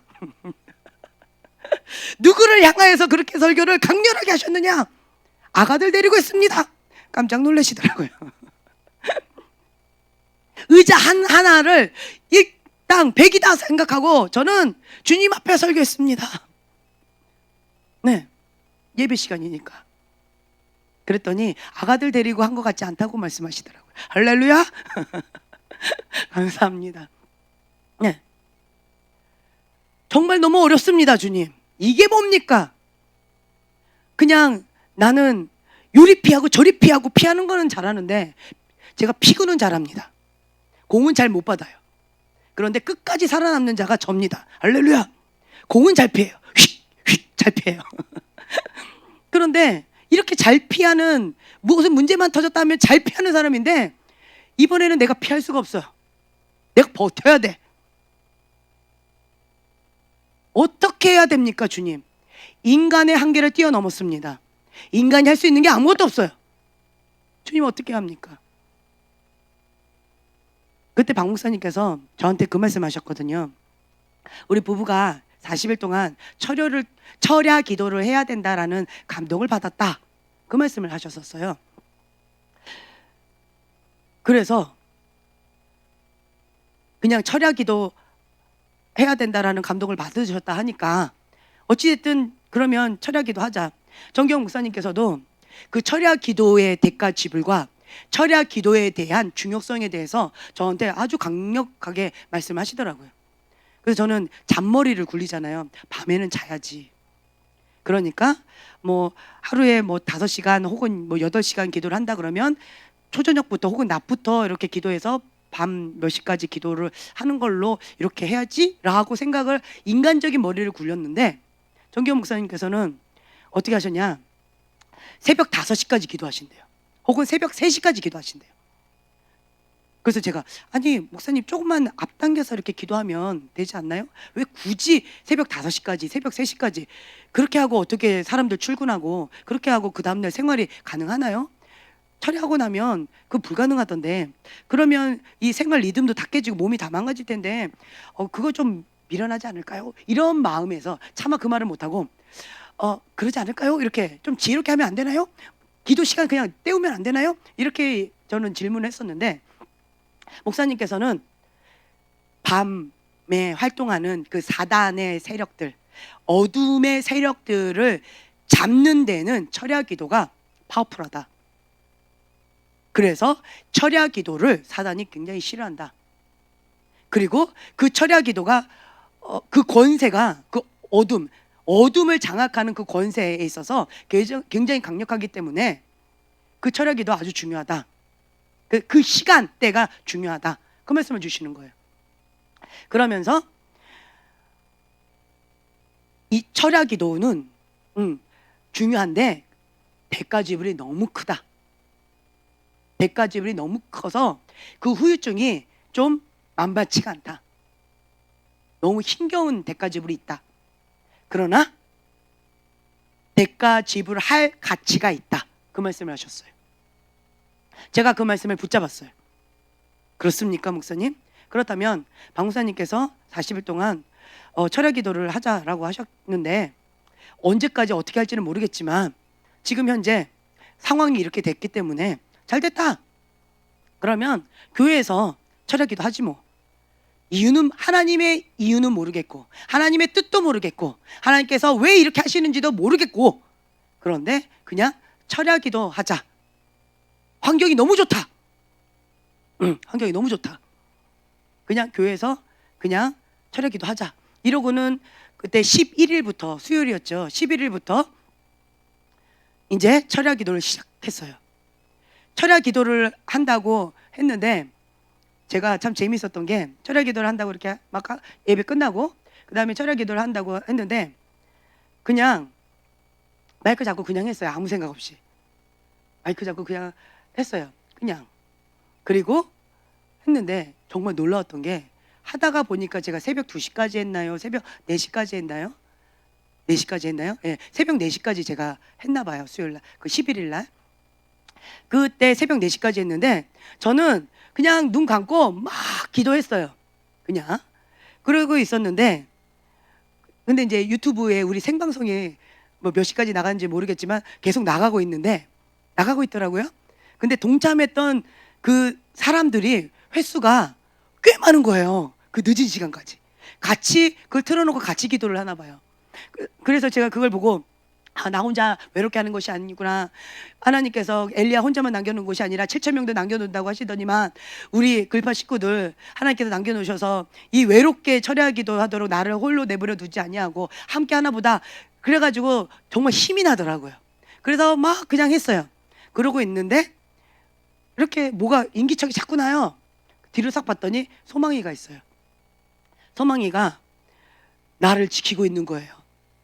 그 꼭 느낌이 수종 드는 모처럼 내 뒤에 앉아가지고 이렇게 있는 거예요. 그래서 내가 야, 이 늦은 시간까지 너 뭐하냐? 가자 이랬더니 엄마랑 같이 있을래요. 엄마를 지켜야 된대요. 야, 여기서 너 기도도 안 하고 뭐해? 기도하고 있는 거예요. 이러면서 더 기도를 하더라고요. 그러면서 소망이하고 저하고 본당에서 새벽 4시까지 같이 기도를 했나 봐요. 그게 이제 첫날 이 이야기였어요. 근데 그 소망이도 힘이 되더라고요. 그 조그만 소망이도 내 옆에 있어서 같이 기도를 하니까 힘이 되더라고요. 얼마나 고맙던지. 그때 이후로 소망이가 너무 이뻐 보이는 거예요. 네, 그렇더라고요. 그 뒤로 이제 우리 꼬맹이 공주님들이 기도하자 이래가지고 야, 매일같이 성도들이 와서 3시간씩 기도했는데 기도의 양이 너무 부족하다. 너네들 의무감으로 해라. 평상시에는 1시간 이상 했지만 너네들 무조건 의무감으로 3시간씩 하자. 아, 힘들어요. 어째 영화 보여줄게. 할게요. 이러고는 아이들 열심히 합니다. 그리고는 제가 보여줬던 영화가 뭘까요? 구원과 용기. 그렇죠? 용기와 구원인가요? 네, 용기와 구원. 그 영화를 아버지를 향한 영화인데 그 영화를 이 아가들이 열심히 보면서 매일같이 3시간씩 기도하면서 그렇게 같이 이렇게 계속 보내고 있는 거예요. 근데 제가 큰 힘이 되더라고요. 억지로 아가들 불러다 놓고 기도하라고 막 이러면서 했는데 얘네들 이쁘게 하더라고요. 그러더니 어느 날 경환이가 와서 매일 여기 와요. 먹을 거 들고 와요. 꽃까마귀처럼 우리를 깨워서 먹을 거 주고 그리고 자기는 여기서 예배 드리고 또 찬양 연습도 하고 기도도 하고 그러다가 밤에 또 가서 자고 뭐 이렇게 하더라고요. 그러던 어느 날 또 반가운 얼굴 둘이가 왔어요. 할렐루야. 그렇죠? 이번 주일이었죠.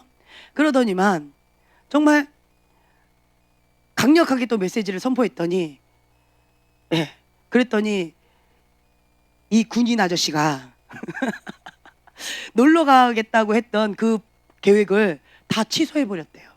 맞나요? 그랬더니만 경환아 미안하다. 내가 금식하면서 기도해야 되겠다라고 하더니 뭐 월요일부터 물병 하나 들고 왔다 갔다 하면서 아침 일찍 와요. 그리고는 저녁 때까지 물병 하나 들고 왔다 갔다 하면서 기도하다가 예배하다가 계속 그렇게 있는 거예요. 너는 안 보이더라. 그래서 내가 매일 확인했다.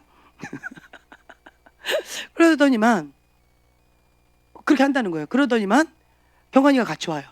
그리고 둘이서 계속 같이 기도하면서 같이 예배 준비하면서 그렇게 아침부터 저녁까지 계속 그렇게 하고 있는 거예요. 그 모습이 어찌나 이쁘던지 너무너무 감사했어요. 하나님은 살아계십니다. 들을 귀가 있습니다. 할렐루야. 네. 누구는 정말 하나님 말씀 가운데 깨어서 뭔가를 하고 싶다라고 해도 잠자고 있어서 하지 못하는데, 누구는 바로 깨닫고 바로 실천을 해버리는 그런 것들이 있더라 하는 거예요. 그 차이가 뭘까요? 제가 사람들을 경험하면서 하나 깨닫는 게 있어요. 우리 아이들, 이 꼬맹이들이 저한테는 3,000명의 천사처럼 느껴져요. 요 3명의 꼬마가, 여러분들은 일당 100인데요. 이 꼬맹이들은 일당 1000입니다. 할렐루야. 네, 3,000명의 천사처럼 저는 느껴져요. 무서워서 순종하는지 아니면 정말 해야 된다라고 습관이 돼서 예수님을 따라서 습관을 조차 그렇게 기도하는지 모르겠지만 매일같이 그렇게 기도하면서 나아가는 그 모습을 보면서 정말 큰 힘이 되는 거예요. 그러면서 이 아이들은 한다라고 하면 하더라고요. 하나님 앞에 제가 사람들, 주님 이거 어떡합니까? 어떡합니까? 누구는 성령을 근심시키는 자고 누구는 성령님을 기쁘시게 하는 자인데 이 차이가 뭘까요? 제가 하나님 앞에 계속 묻고 있었어요. 제가 과거에 그 얘기 했었잖아요. 첫째로 후회는 하지만, 가룟 유다, 후회는 하지만 회개하지 못하는 삶. 그리고 예수님과 멀어진 삶. 기도하지 못하는 삶. 기도는 못해요. 기도를 못해요. 회개도 못하고요. 기도도 못해요. 가룟 유다의 삶. 후회는 하지만, 깨닫지만, 중요하다고 알지만 기도를 못해요. 회개를 못해요. 그러면 그러한 자들은 성령을 근신시키는 자의 삶을 살아간다는 거예요. 그러나 반대로 성령님을 기쁘시게 하는 자는요, 첫째로 통곡하며 회개하는 삶을 살아가요. 그래서 예수님께로 달려온다는 거예요. 예수님께로 와요. 예수님께로 와요. 평상시에는 잘 몰라요. 문제만 터졌다라고 하면 예수님께 달려오는 자. 평상시에도 예수님께 달려오지만 문제 딱 터졌을 때 예수님께 달려오는 자는 성령님을 기쁘시게 하는 자예요. 내 중심이 하나님을 향해 있는지 세상 가운데 있는지가 그냥 확연하게 드러나는 시간이에요. 그래서 베드로처럼 회개하는 삶을 살아가는 거예요. 거룩하게 자기를 지키기 위해서 날마다 영적 전쟁을 하는 거예요. 자기를 부인하고 자기 십자가를 지고 예수님의 제자의 삶을 살아가고자 영적 전쟁을 정말 치열하게 합니다. 거룩을 생명처럼 지키기 위해서. 거룩은 그냥 저절로 지켜지던가요? 생명처럼 지켜야 되던가요? 그렇죠. 저도 그렇더라고요. 저는 거룩을요, 목숨처럼 생각하고 지켜왔어요. 제가 어릴 때부터 지금까지요, 거룩을 지킬 수 없는 환경에서 살았어요. 거룩을 지킬 수 없는 환경이었어요. 부모님은 우리를 보호해주지 못했고요. 음란이 판을 치는 그러한 영적인 분위기 속에서 그 누구도 우리를 보호해주지 못하는 상황 가운데 살았어요. 그래서 거룩을 지킬 수 없는 상황 가운데 살았어요. 그런데 제가 거룩을 목숨처럼 붙잡았어요. 날마다 기도했어요. 거룩하게 지켜달라고, 거룩을 지켜달라고. 거룩을 지키기 위해서 제가 대가 지불한 게 엄청나게 많아요. 제가 하고 싶었던 게 되게 많았어요. 그런데 이거를 하면 거룩을 지키지 못한대요. 그래서 그거를 포기했고요. 저거를 하면 거룩을 지키지 못한대요. 그래서 그걸 포기해버렸어요. 저거를 하면 거룩을 지킬 수 없대요. 그래서 포기를 해버렸어요. 그리고 거룩을 목숨 걸고 지켰어요. 왜 연애를 안 할게요? 연애를 못해서요? 할렐루야. 연애할 대상이 없어서요? 할렐루야. 네. 거룩을 지키고 싶었어요. 거룩을 지키고 싶었어요. 저는. 그런데 연애하면서 거룩을 지키는 거가 자신이 없었어요. 다른 사람들은 잘 하겠지만 저는 극단적인 성격이라 연애하면서 거룩을 지킨다? 저는 자신이 없었어요. 그래서 극단적으로 거룩을 지키기 위해서 대가 지불이 굉장히 컸었어요. 그래서 거룩을 목숨처럼 지켰어요. 그리고 하나님 앞에 지금도 거룩을 지킬 수 있는 환경이 아니에요. 지금도. 음란이 파멸치고요. 주변에 죄를 얼마나 짓는지 정말 엮여서 볼 수 없는 상황 가운데 있어요. 너도 죄 짓냐? 나도 죄 짓는다고 맞짱 떠서 죄 짓고 싶은 그런 유혹들이 많은 그러한 환경 가운데 우리가 노출되어 있어요. 그런데 거룩은 생명이다. 하나님의 사람에게 거룩은 생명이기 때문에 하나님 앞에 왜 예수님은 거룩한 신부라고 얘기하셨을까? 왜 하나님은 거룩한 영이라고 하셨을까? 왜 하나님은 나에게 거룩한 그릇 이거 하나만 준비하고 있으라고 하셨을까? 이유는 모르겠지만 그냥 그렇다니까 순종했어요. 이유는 모르겠어요. 그냥 어린애처럼 하나님은 거룩한 영이시니까 거룩한 그릇으로 준비해야 되나 보다. 그렇게 애기처럼 단순하게 반응했어요. 거룩한 영이 임하는 거룩한 하나님의 사람만 하나님이 사용하실 수 있으니까 그랬나 보다. 그냥 이렇게 하고 넘어가 버렸어요. 잘 모르겠어요. 이러고는.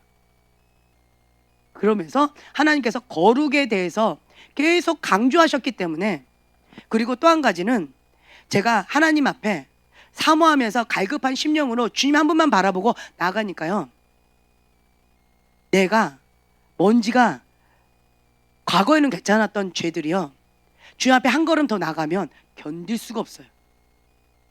이 죄들을 주님 앞에 거룩해야지만 주님 앞에 한 걸음 더 나가겠더라고요.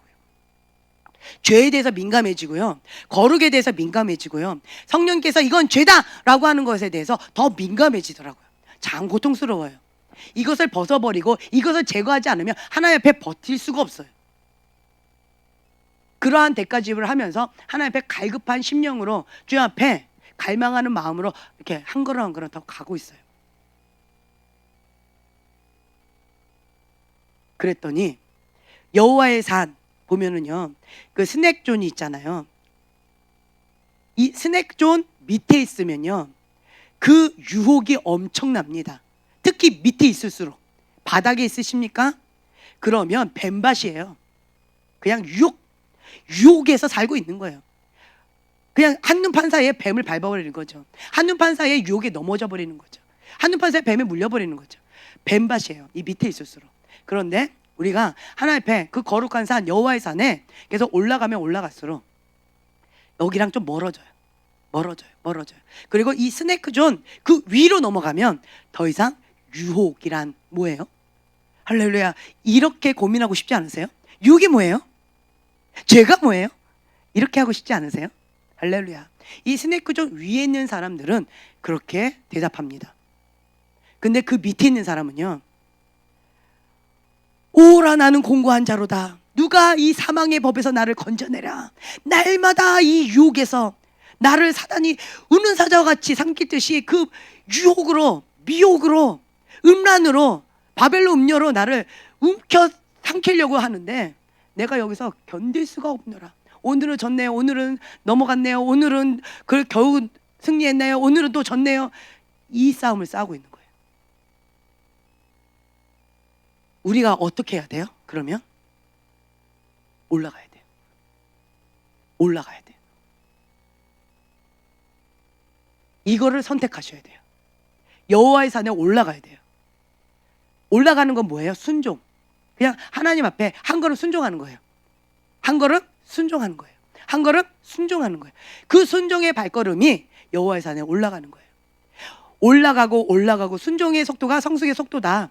순종하면 순종할수록 그 여호와의 산에 계속 올라가게 되어지고, 어느덧 그 스네크 존 그 위로 넘어서게 됩니다. 그러면 그 구름 밑에는 천둥 번개가 치면서 비바람이 몰아치고 있지만, 그 구름 위에는 영광에서 영광으로 화창한, 정말 꿈 같은 그러한 그림이 그려지지 않나요? 거기 위는 평강 가운데 비행기가 쫙 날아가잖아요. 우리가 그렇게 되어질 수 있다라고 하는 것입니다. 그래서 우리는 다른 게 아니에요. 그냥 나의 현 주소를 인정하세요. 아, 내가 지금 밑바닥에 있습니다. 뱀밭에 있습니다. 그거를 인정하세요. 그럼 어떻게 하면 돼요? 순종하면 돼요. 순종. 이쁜 거예요. 순종한 거예요. 그 첫 발걸음이 순종의 첫 발걸음을 한 거예요. 주님, 제가 놀 생각만 하고 있었다가 들켜버렸습니다. 주님, 그것을 다 뒤로 하고 그 시간을, 놀려고 계획했던 그 모든 시간을 금식하면서 하나님 앞에 엎드리겠습니다. 예배자로서 준비하는 시간으로 골방에서 주 앞에 엎드리겠습니다. 간단한 거 아니에요? 이 한 사람이 그랬더니 저 사람까지 전도됐잖아요. 그리고 저 사람도 전도될 거지요? 네, 아멘. 아멘. 웃지 말고 아멘. 네, 아멘. 자, 이 한 사람의 결단으로 인하여서 요 세 사람이 전도됐습니다. 할렐루야. 네, 영원히 가도록 축복합니다. 네, 얼마나 이쁜지 몰라요. 얼마나 이쁜지 몰라요. 경원이가 여기를 계속 예배하면서 계속 그동안에 지켰어요. 너가 오기 전까지. 할렐루야. 이제 둘이서, 하나는 천이었는데 둘이 되니까 많이 되는 거예요. 셋이면 삼겹줄. 할렐루야. 할렐루야. 얼마나 감사해요. 그렇죠? 너무 기쁩니다. 그러니까 저는 굉장히 막 부자가 된 듯한 느낌이 들어요. 오늘. 할렐루야. 네, 이 3,000명의 천사와 이 삼겹줄과 할렐루야 예배하면서 나가면 얼마나 정말 큰 힘이 되겠습니까? 네, 너무 기쁘죠. 그래서 우리가 다시 한번 말씀드린다면, 그냥 순종의 발걸음을 내딛는 거예요. 순종의 발걸음 그냥 내딛는 거예요. 순종의 발걸음 내딛어요. 그냥 하는 거예요. 그냥 처음에는요, 기도, 항상 기도하며 깨어 있으라. 주님의 명령은 이거예요. 항상 기도하며 깨어 있으라. 그릇과 기름을 준비해라 말씀하시는 거예요. 그릇과 기름을 준비하고, 그 다음에 등불도 이제 준비하셔야 돼요. 지금 현재 슬기로운 처녀가 되는 걸로 우선은 안전빵으로 해놓고, 그 다음에 여러분들이 원하는 것을 준비하면 돼요. 슬기로운 처녀다라고 인침 받은 다음에. 근데 기름도 준비하지 않고 그릇도 준비하지 않은 상태에서 내가 원하는 거 자꾸 하면 미련한 처녀다라는, 거기에서 못 태어나온다는 거예요. 그건 진짜 미련한 거예요. 열심히 애쓰고 힘쓰는데 미련한 처녀다. 하나님은 계속 말씀하세요. 미련한 처녀다. 미련한 처녀다. 예수님이 오시면 못 들어간다. 계속 말씀하신다는 거예요. 그러면 우리는 슬기로운 처녀가 되기 위해서 먼저 뭘부터 해야 돼요? 항상 기도하며 깨어 있으라. 예, 36절의 말씀, 21장 31절 말씀, 항상 기도하며 깨어 있으라. 이 말씀을 먼저 하고, 슬기로운 처녀로서 우리가 인침받고 꽝꽝꽝 인정받고, 그 다음에 여러분들이 나한테 이게 더 필요하다, 내 부르심과 사명을 위해서 이것이 더 필요하다라고 하면 그걸 준비하시면 돼요. 우선순위를. 그러시면 지혜로운 처녀로서 하나님 앞에 더 견고하게 나아갈 수가 있다라고 하는 거예요. 지금은 깨어서 기도해야 되는 때입니다. 기도해야 돼요. 기도, 호흡. 호흡은 하고 살아있고 난 다음에 그 다음 뭔가를 해야죠. 그 다음에 우리가 먹을 수 있죠. 살아있지 못하면서 무언가를 양식을 먹겠다? 불가능합니다. 죽은 시체 옆에다가 양식을 옆에다가 예쁘게 차려놓는 거하고 똑같은 거예요. 죽은 시체 옆에다가 양식을 푸짐하게 차려놓으면 그게 뭐예요? 그게 뭔가요? 살아있는 사람 옆에다가 풍성한 양식을 차려놔야지 그것이 가치가 있겠죠. 그렇죠? 네. 그리고 예배 중심의 삶. 여러분들은 예배자예요. 예배자는 어떻게 살아야 돼요? 매 순간이 예배예요. 기본적으로요, 우리가 예배를 드려요. 예수님의 이름을 높여드려요. 다른 것보다, 다른 찬양보다 예수님을 높여드리는 찬양을 많이 해보세요. 그러니까 하나님의 영광의 임재가 임하는 그런 예배 한번 연구해 보세요. 그런 예배를 드린 사람이 누가 있었어요? 저는 몇 사람 없어요. 잘 몰라요. 그렇지만 그 캐더린 쿨만, 베니 목사님, 그렇죠? 그런 분들을 예배하는 거 보세요. 할렐루야. 그리고 예수님의 이름을 계속 높여드려요. 예수님 이름 높여드려요. 예수님의 이름만 높여드려요. 과거에 제가 언제였죠? 몇 년 됐던 것 같아요. 몇 년 전에 꿈이었어요. 꿈에 베델교회 같았어요. 빌 존슨 목사님의 베델교회 같은 그러한 큰 교회였어요. 예배자의 모임이 있는 예배자 학교였어요. 그리고 그 교회가 그 예배팀으로 굉장히 전 세계적으로 유명한 교회였어요. 엄청나게 컸고 미국이었어요. 거기에 우리가 강사로 초청을 받았어요. 그래서 저희 가족이 갔나 봐요. 저희 가족이 갔어요. 가가지고 있었는데, 그런데 제가 딱 갔는데, 근데 꿈은 참 좋아요. 다 미국 사람들이잖아요. 그렇죠? 근데 다 알아들어요. 할렐루야. 그리고 나도 한국말로 얘기하는데 그 사람들 다 알아들어요. 꿈에서는 다 알아듣더라고요. 할렐루야. 예, 그래서 꿈에서 다 미국 사람이고 미국 예배였고, 근데 거기에서 예배자 학교를 준비하고 있었어요. 거기에 초청 강사로 우리를 초대한 거였어요. 그래서 우리 가족이 다 같이 간 거예요. 갔는데 제가 너무 충격을 받았는데 뭐였냐? 예배자들의 얼굴들이 다 죽어 있어요. 예배자들의 얼굴이 다 죽어 있는 거예요. 얼굴이 다 죽어 있어요. 그냥 악기만 띵띵띵 이러고 있는 거예요. 그래서 제가 충격을 받아서, 하나님, 다른 사람들은 몰라도 예배자들인데 예배자들의 얼굴이 왜 이렇게 다 죽어 있죠? 예배를 드리면 영이 살아야 되는 거 아닌가요? 영이 살면 얼굴이 살아나는 게 아닌가요? 그런데 왜 예배자들이 저렇게 얼굴이 다 죽어 있죠? 특히 지금 현재는 예배자 컨퍼런스를 위해서 우리를 강사로 초청을 했는데, 그런데 왜 이 컨퍼런스, 예배자 컨퍼런스임에도 불구하고 예배자들이 다 죽어 있죠? 죽은 시체들이 드링드링드링 하고 있는 것처럼 보여지죠? 살아있는 예배자 찾기가 너무 어렵네요. 좀 이게 뭘까요? 제가 이렇게 질문하고 그냥 저의 숙소로 갔어요. 비밀의 방, 병문을 딱 열었더니 계단이 딱 나오고 거기에 우리 숙소를 마련해 주셨어요. 네, 그래가지고 그 금발머리 사모님이 우리를 안내해 줘가지고 우리가 딱 올라갔어요. 그리고 우리 애들은 거기서 신났다고, 비밀의 방이라고 막 신나가지고 막 왔다 갔다 떠들면서 놀고, 네, 이제 그러고 있었고, 이제 그랬는데 그때 제가 이제 어떤 목사님이 강사로 이렇게 하셨는데 펑크가 났어요. 그분이 펑크가 나가지고 대타로 제가 섰어요. 할렐루야.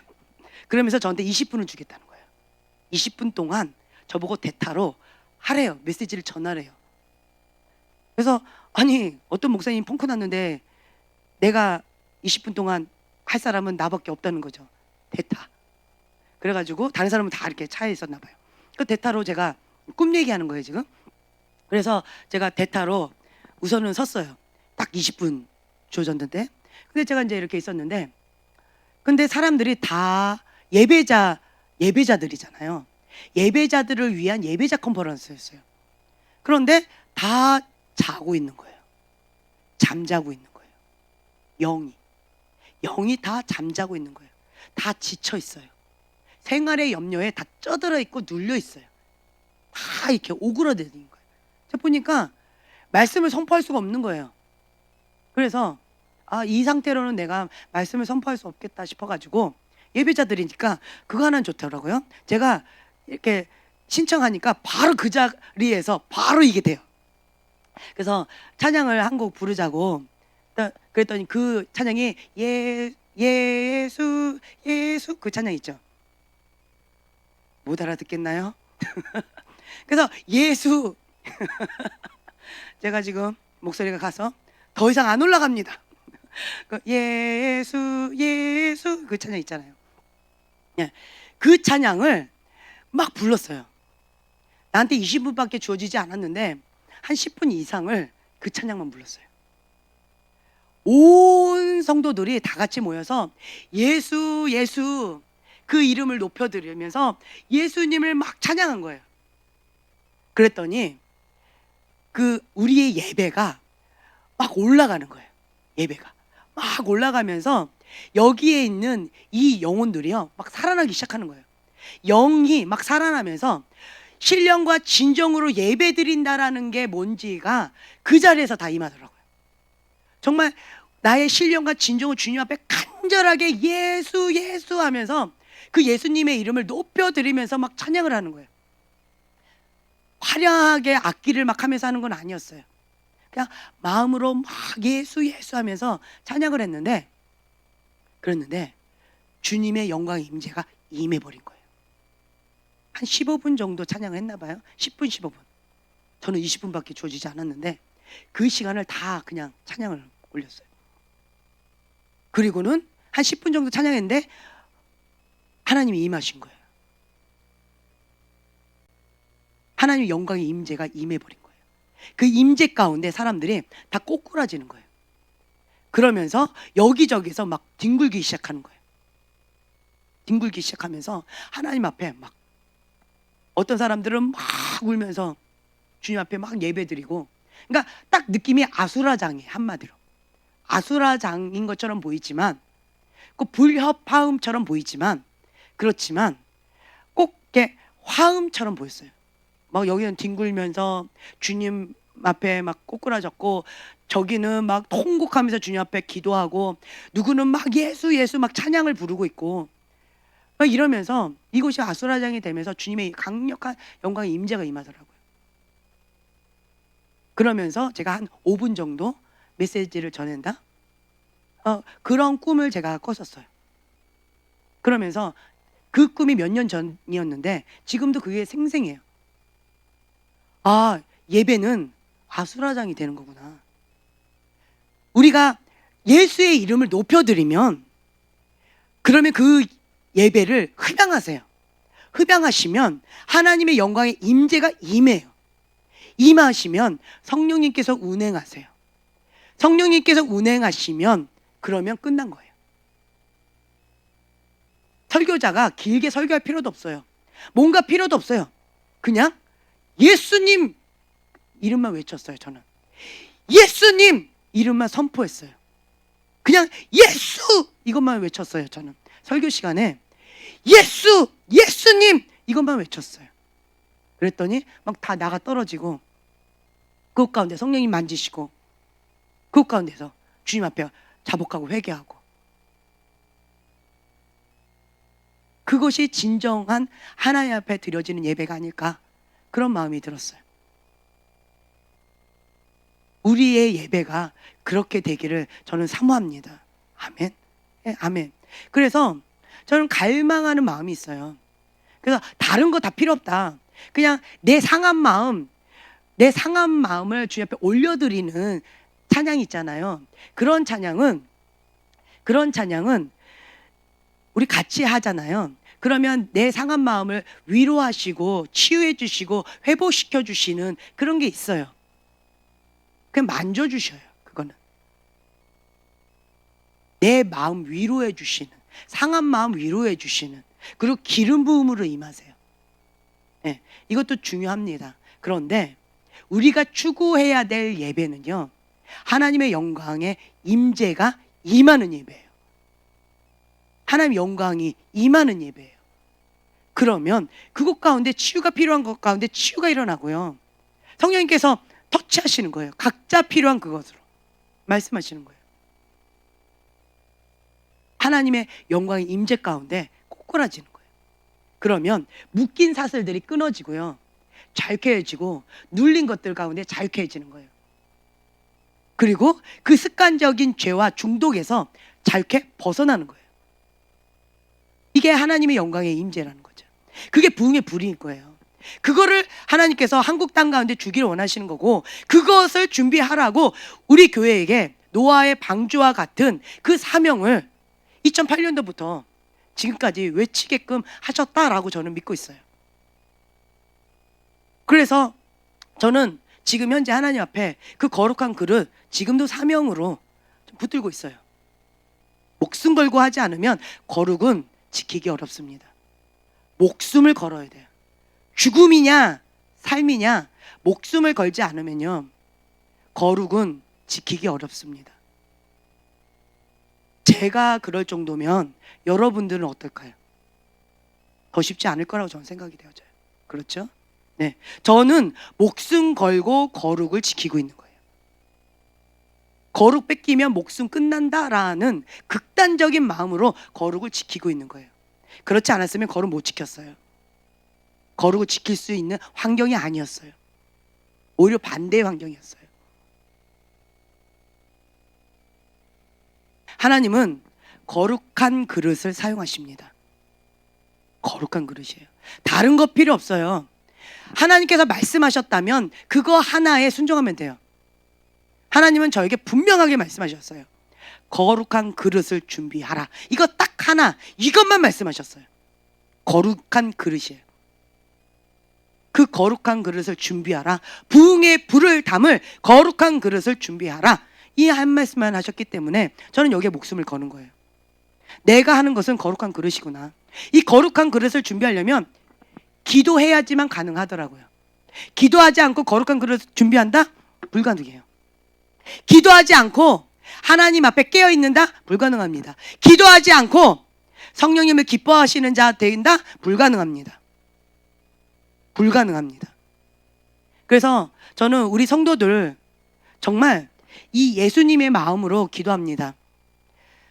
누구는 이런 기도해달라 저런 기도해달라 라고 얘기하시는데 저는 그 기도도 중요하지만 그것 위에 있는 기도가 뭐냐, 이 베드로 시몬아 시몬아 보라 사단이 너희를 밀가부르듯 하려고 요구하였으나 그러나 내가 너를 위하여 내 믿음이 떨어지지 않기를 기도하였노니. 저는 예수님의 이런 마음으로 여러분들을 놓고 중보하고 있습니다.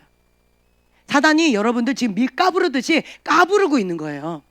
여러분들이 약한 그 부분에, 여러분들이 약한 그 부분을 밀 까부르듯이 지금 까부르고 있는 거예요. 그러면 베드로가 깨달았던 것처럼 아, 내가 교만했구나 인정하셔야 돼요. 인식하셔야 돼요. 아, 내가 예수님보다 더 위에 있었구나.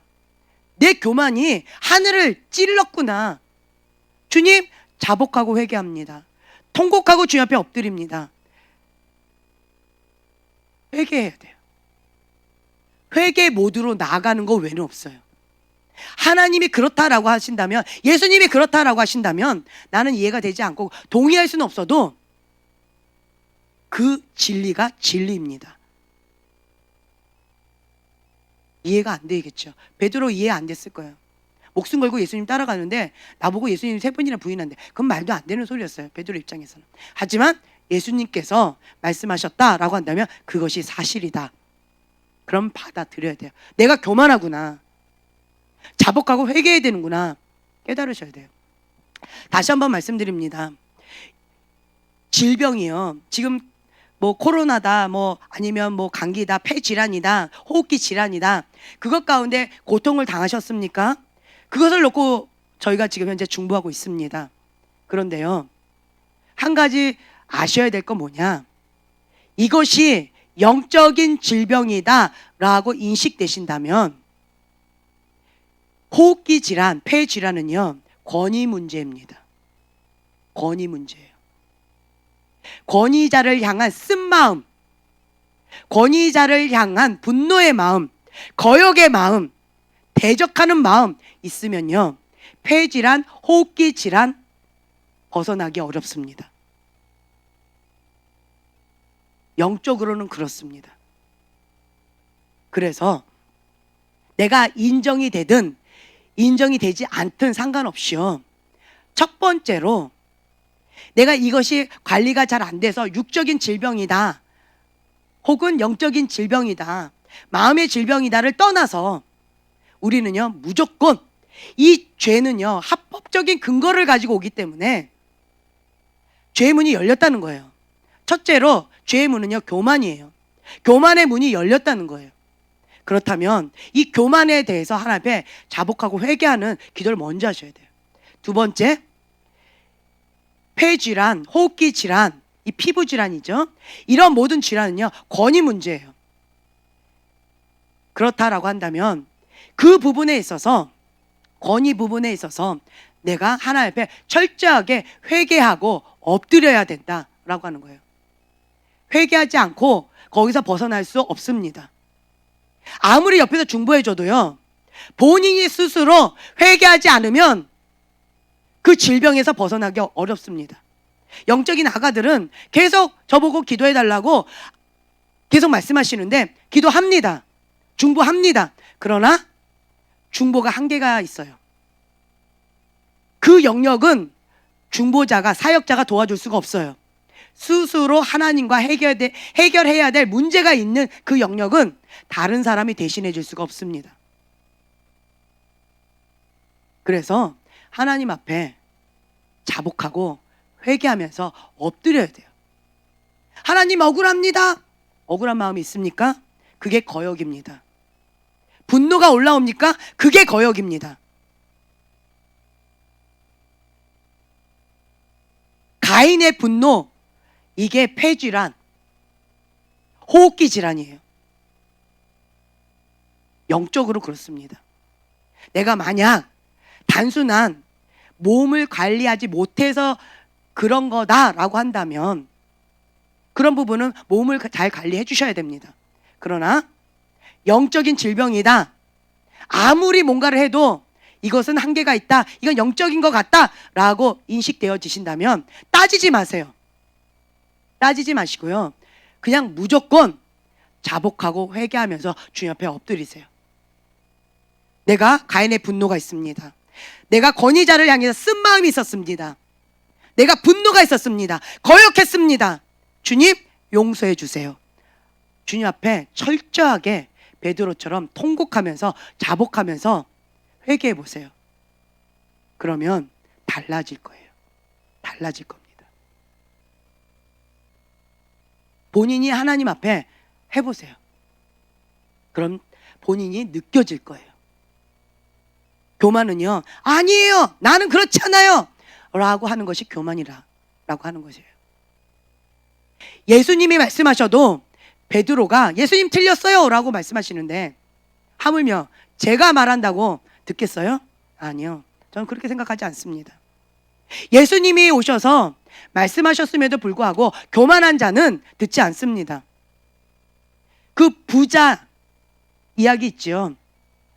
예수님 물 한 방울 나한테 좀 주세요. 아니면 이 거지 나사로 보내셔서 내 가족들, 내 친지들 구원하라고, 지옥에 오지 않게 해달라고 좀 전하게 해주세요. 예수님 뭐라 하시던가요? 죽은 자 살아나서 다시 보낸다 할지라도 저들은 듣지 않을 거다. 들을 수 있는 귀, 볼 수 있는 눈, 마음이 겸손한 자, 마음밭이 좋은 자만이 진리의 말씀, 하나님의 말씀을 아멘 하고 들을 수 있다라고 하는 것입니다.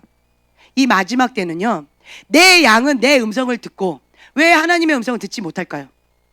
누구는 듣는데요, 누구는 듣지 못해요. 왜 그럴까요? 내 양은 내 음성을 듣고 나를 따라온다 라고 말씀하셨어요. 여러분들이 지금 예수님의 양이라고 생각하십니까? 그렇다면 예수님의 음성을 청종하시는 지혜로운 자가 되시길 예수님의 이름으로 축복합니다. 만약 나는 양이라고 착각하고 계십니까? 하나님의 음성을 듣지 않으면서 양이라고 착각하고 계십니까? 메타 인지가 되시길 예수님의 이름으로 축복합니다. 어린아이 같은 마음으로 하나님의 말씀 가운데 자복하고 회개하고 순종하는 것, 어린아이 같이 즉각 순종하는 그 마음밭, 그것이 좋은 마음밭이고요.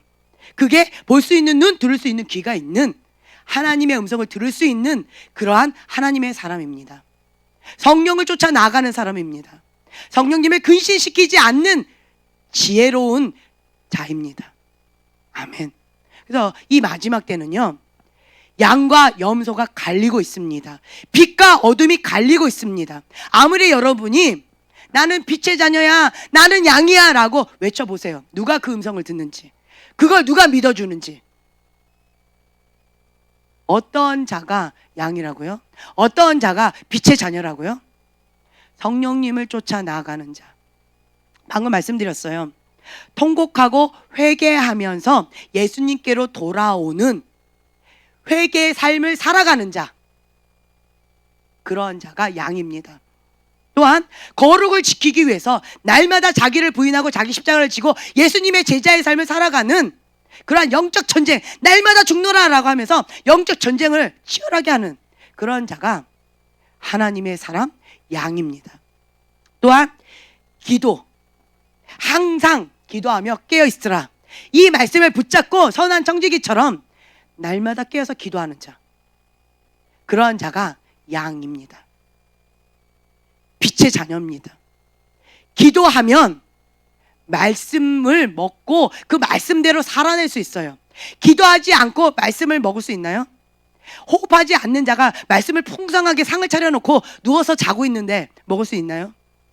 죽은 자가 말씀을 풍성하게 차려놓고 상을 앞에다 놓고 죽은 자가 죽어 있는데 그걸 먹을 수 있나요? 호흡하지 않으면, 기도하지 않으면 말씀이 아무리 풍성해도 그것을 내 것으로 취하지 못합니다. 그래서 지혜로운 자는 먼저 예수님께서 말씀하신 항상 기도하며 깨어있으라, 이걸 먼저 듣고 그 다음에 기도의 삶을 살아가는 거예요. 회개의 삶, 기도의 삶, 거룩한 삶, 그리고 말씀 중심의 삶. 말씀 많이 먹어야 돼요. 그래서 우리는 열방에 하나님의 진리의 말씀을 선포할 그러한 교회입니다. 아멘. 그래서 저는 기도도 더 양을 늘려야 되고요, 질도 늘려야 될 뿐만 아니라 또한 말씀도 많이 풍성하게 해야 돼요. 숙제가 많습니다. 두 마리 토끼를 다 잡아야 돼요. 그래서 바쁩니다. 정말 바빠요. 네. 그리고 또한 하나님이 흡양하시는 예배를 드리는 삶, 예배 중심의 삶, 나를 거룩한 산 제물로 하나님 앞에 드리는 삶이 돼야 돼요. 내 몸을 주님 앞에 거룩한 산 제물로 드려야 돼요. 주일날만, 금요일날만, 수요일날만 예배 드리는 삶이 아닙니다. 성령님을 기쁘시게 하는 자는요, 24시간 365일 나를 주님 앞에 거룩한 산 제물로 드렸기 때문에 내 삶이 예배예요. 내 삶이 예배인 거예요. 내 삶이. 그래서 예배 중심의 삶을 살아가는 자. 그래서 정말 예수님의 이름, 예수, 그 찬양 좀 그거를 좀 해줬으면 좋겠는데, 네. 네. 그래서 그 찬양을 좀 반주 좀 해주세요. 그래서 우리가 예수의 이름을 높여드리고요, 그러면 주님께서 우리의 신령과 진정으로 드리는 그 예배를 주님이 흡양하시고, 그리고 하나님의 영광의 임재가 임한다라는 거예요. 성령님이 임하시면 그러면 그것 가운데 참된 자유가 있습니다. 성령님이 임하시면 주님의 기쁨이 있습니다. 천국이 임합니다. 우리가 사모하면서 이러한 예배를 좀 드렸으면 좋겠어요. 네, 우리가 드럼을 쳐주셔도 좋고요, 베이스 기타 쳐주셔도 좋고요, 네, 아니면 부르짖고 기도해 주셔도 좋고요.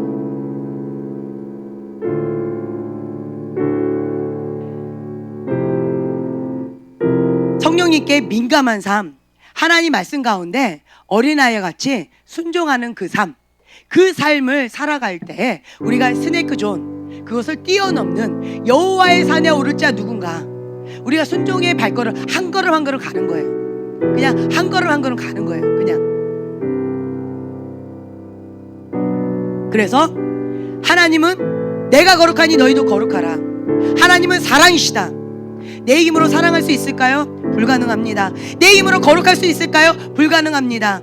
내 힘으로 누군가를 품어 안을 수 있을까요? 불가능합니다. 누군가를 내가 중보할 수 있을까요? 아버지의 마음을 중보할 수 있을까요? 불가능합니다. 오직 성령님께서만이 가능하십니다. 힘으로 능으로 하는 것이 아니라 여호와의 신으로 가능합니다. 주님이 임하실 때, 성령님께서 우리를 사로잡으실 때 가능합니다. 성령님의 인도하심 따라 우리가 순종하는 삶을 살아갈 때 그것이 가능합니다. 교만하면 죄의 대문이 열립니다. 우리가 밀 까부러지듯이 까부러지는 시간을 지금 갖고 있습니다. 비참합니다. 수치스럽습니다. 짓밟혔습니다. 너무나도 비참해서 견딜 수가 없습니다. 이 밀가부러지는 이 시간 가운데 주님, 호흡하는 것조차 힘듭니다. 기도줄 잡는 거, 말씀줄 잡는 거 어렵습니다. 내가 기도의 사람, 말씀의 사람이라고 착각하고 살았는데, 양이라고 착각하고 살았는데 내가 그렇지 못하다라는 그 현실 가운데 직면할 수밖에 없습니다. 나는 가룟 유다하고 다르다라고 생각했는데, 가룟 유다처럼 예수님 그분 자체를 사랑하기보다 예수님께서 주시는 그 콩고물, 나의 야망, 나의 꿈을 대신 이루어줄 예수님으로 이용하고 있었습니다. 주님, 나의 자만함과 기만함, 나의 교만함을 용서하여 주시옵소서. 지금 이 시기는 그 모든 것이 하나님 앞에 적나라하게 다 드러나서 밀 까부러지듯이 까부러지는 그런 시간 가운데 우리가 거하고 있습니다. 하나님이 이렇습니다, 저렇습니다 라고 변명할 필요도 없습니다. 탓할 필요도 없습니다. 자기 합리화할 필요도 없습니다. 주님 앞에 그냥 정직하게 인정하세요. 주님, 내 죄로 인하여서 내가, 나의 교만함으로 인하여서 내가 주님 앞에 까부러지고 있습니다. 밀 까부러지듯이 비참함으로 수치스럽게 짓밟히고 있습니다. 소금 맛을 못 내니까 길가에 뿌려져서 비참하게 짓밟히고 있습니다. 그 빛의 역할을 감당하지 못하니까 세상 가운데 조롱을 당하고 있습니다. 하나님의 이름이 더럽혀지고 있습니다. 주님, 용서하여 주시옵소서. 나의 기만함과 나의 자만함과 나의 교만함을 주님 용서하여 주시옵소서. 나의 완악한 마음을 주님 용서하여 주시옵소서.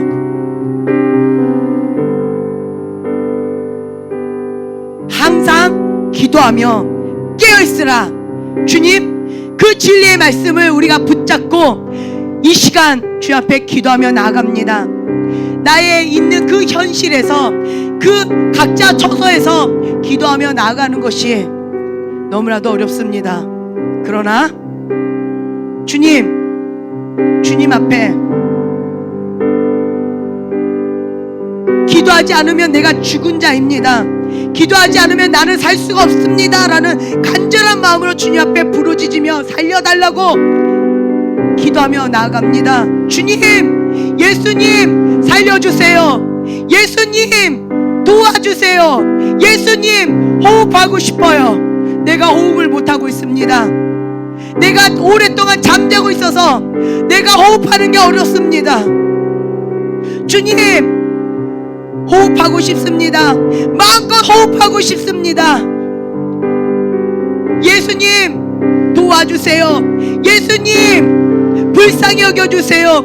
예수님 살려주세요. 주님, 이 시간 회개의 영으로 임하시고 주님 이 시간 주님의 긍휼과 사랑으로 우리를 사로잡아 주세요. 예수님 우리를 불쌍히 여겨주세요. 예수님 우리를 불쌍히 여겨주세요. 우리가 주여 세 번 부르짖고 기도하며 나가겠습니다.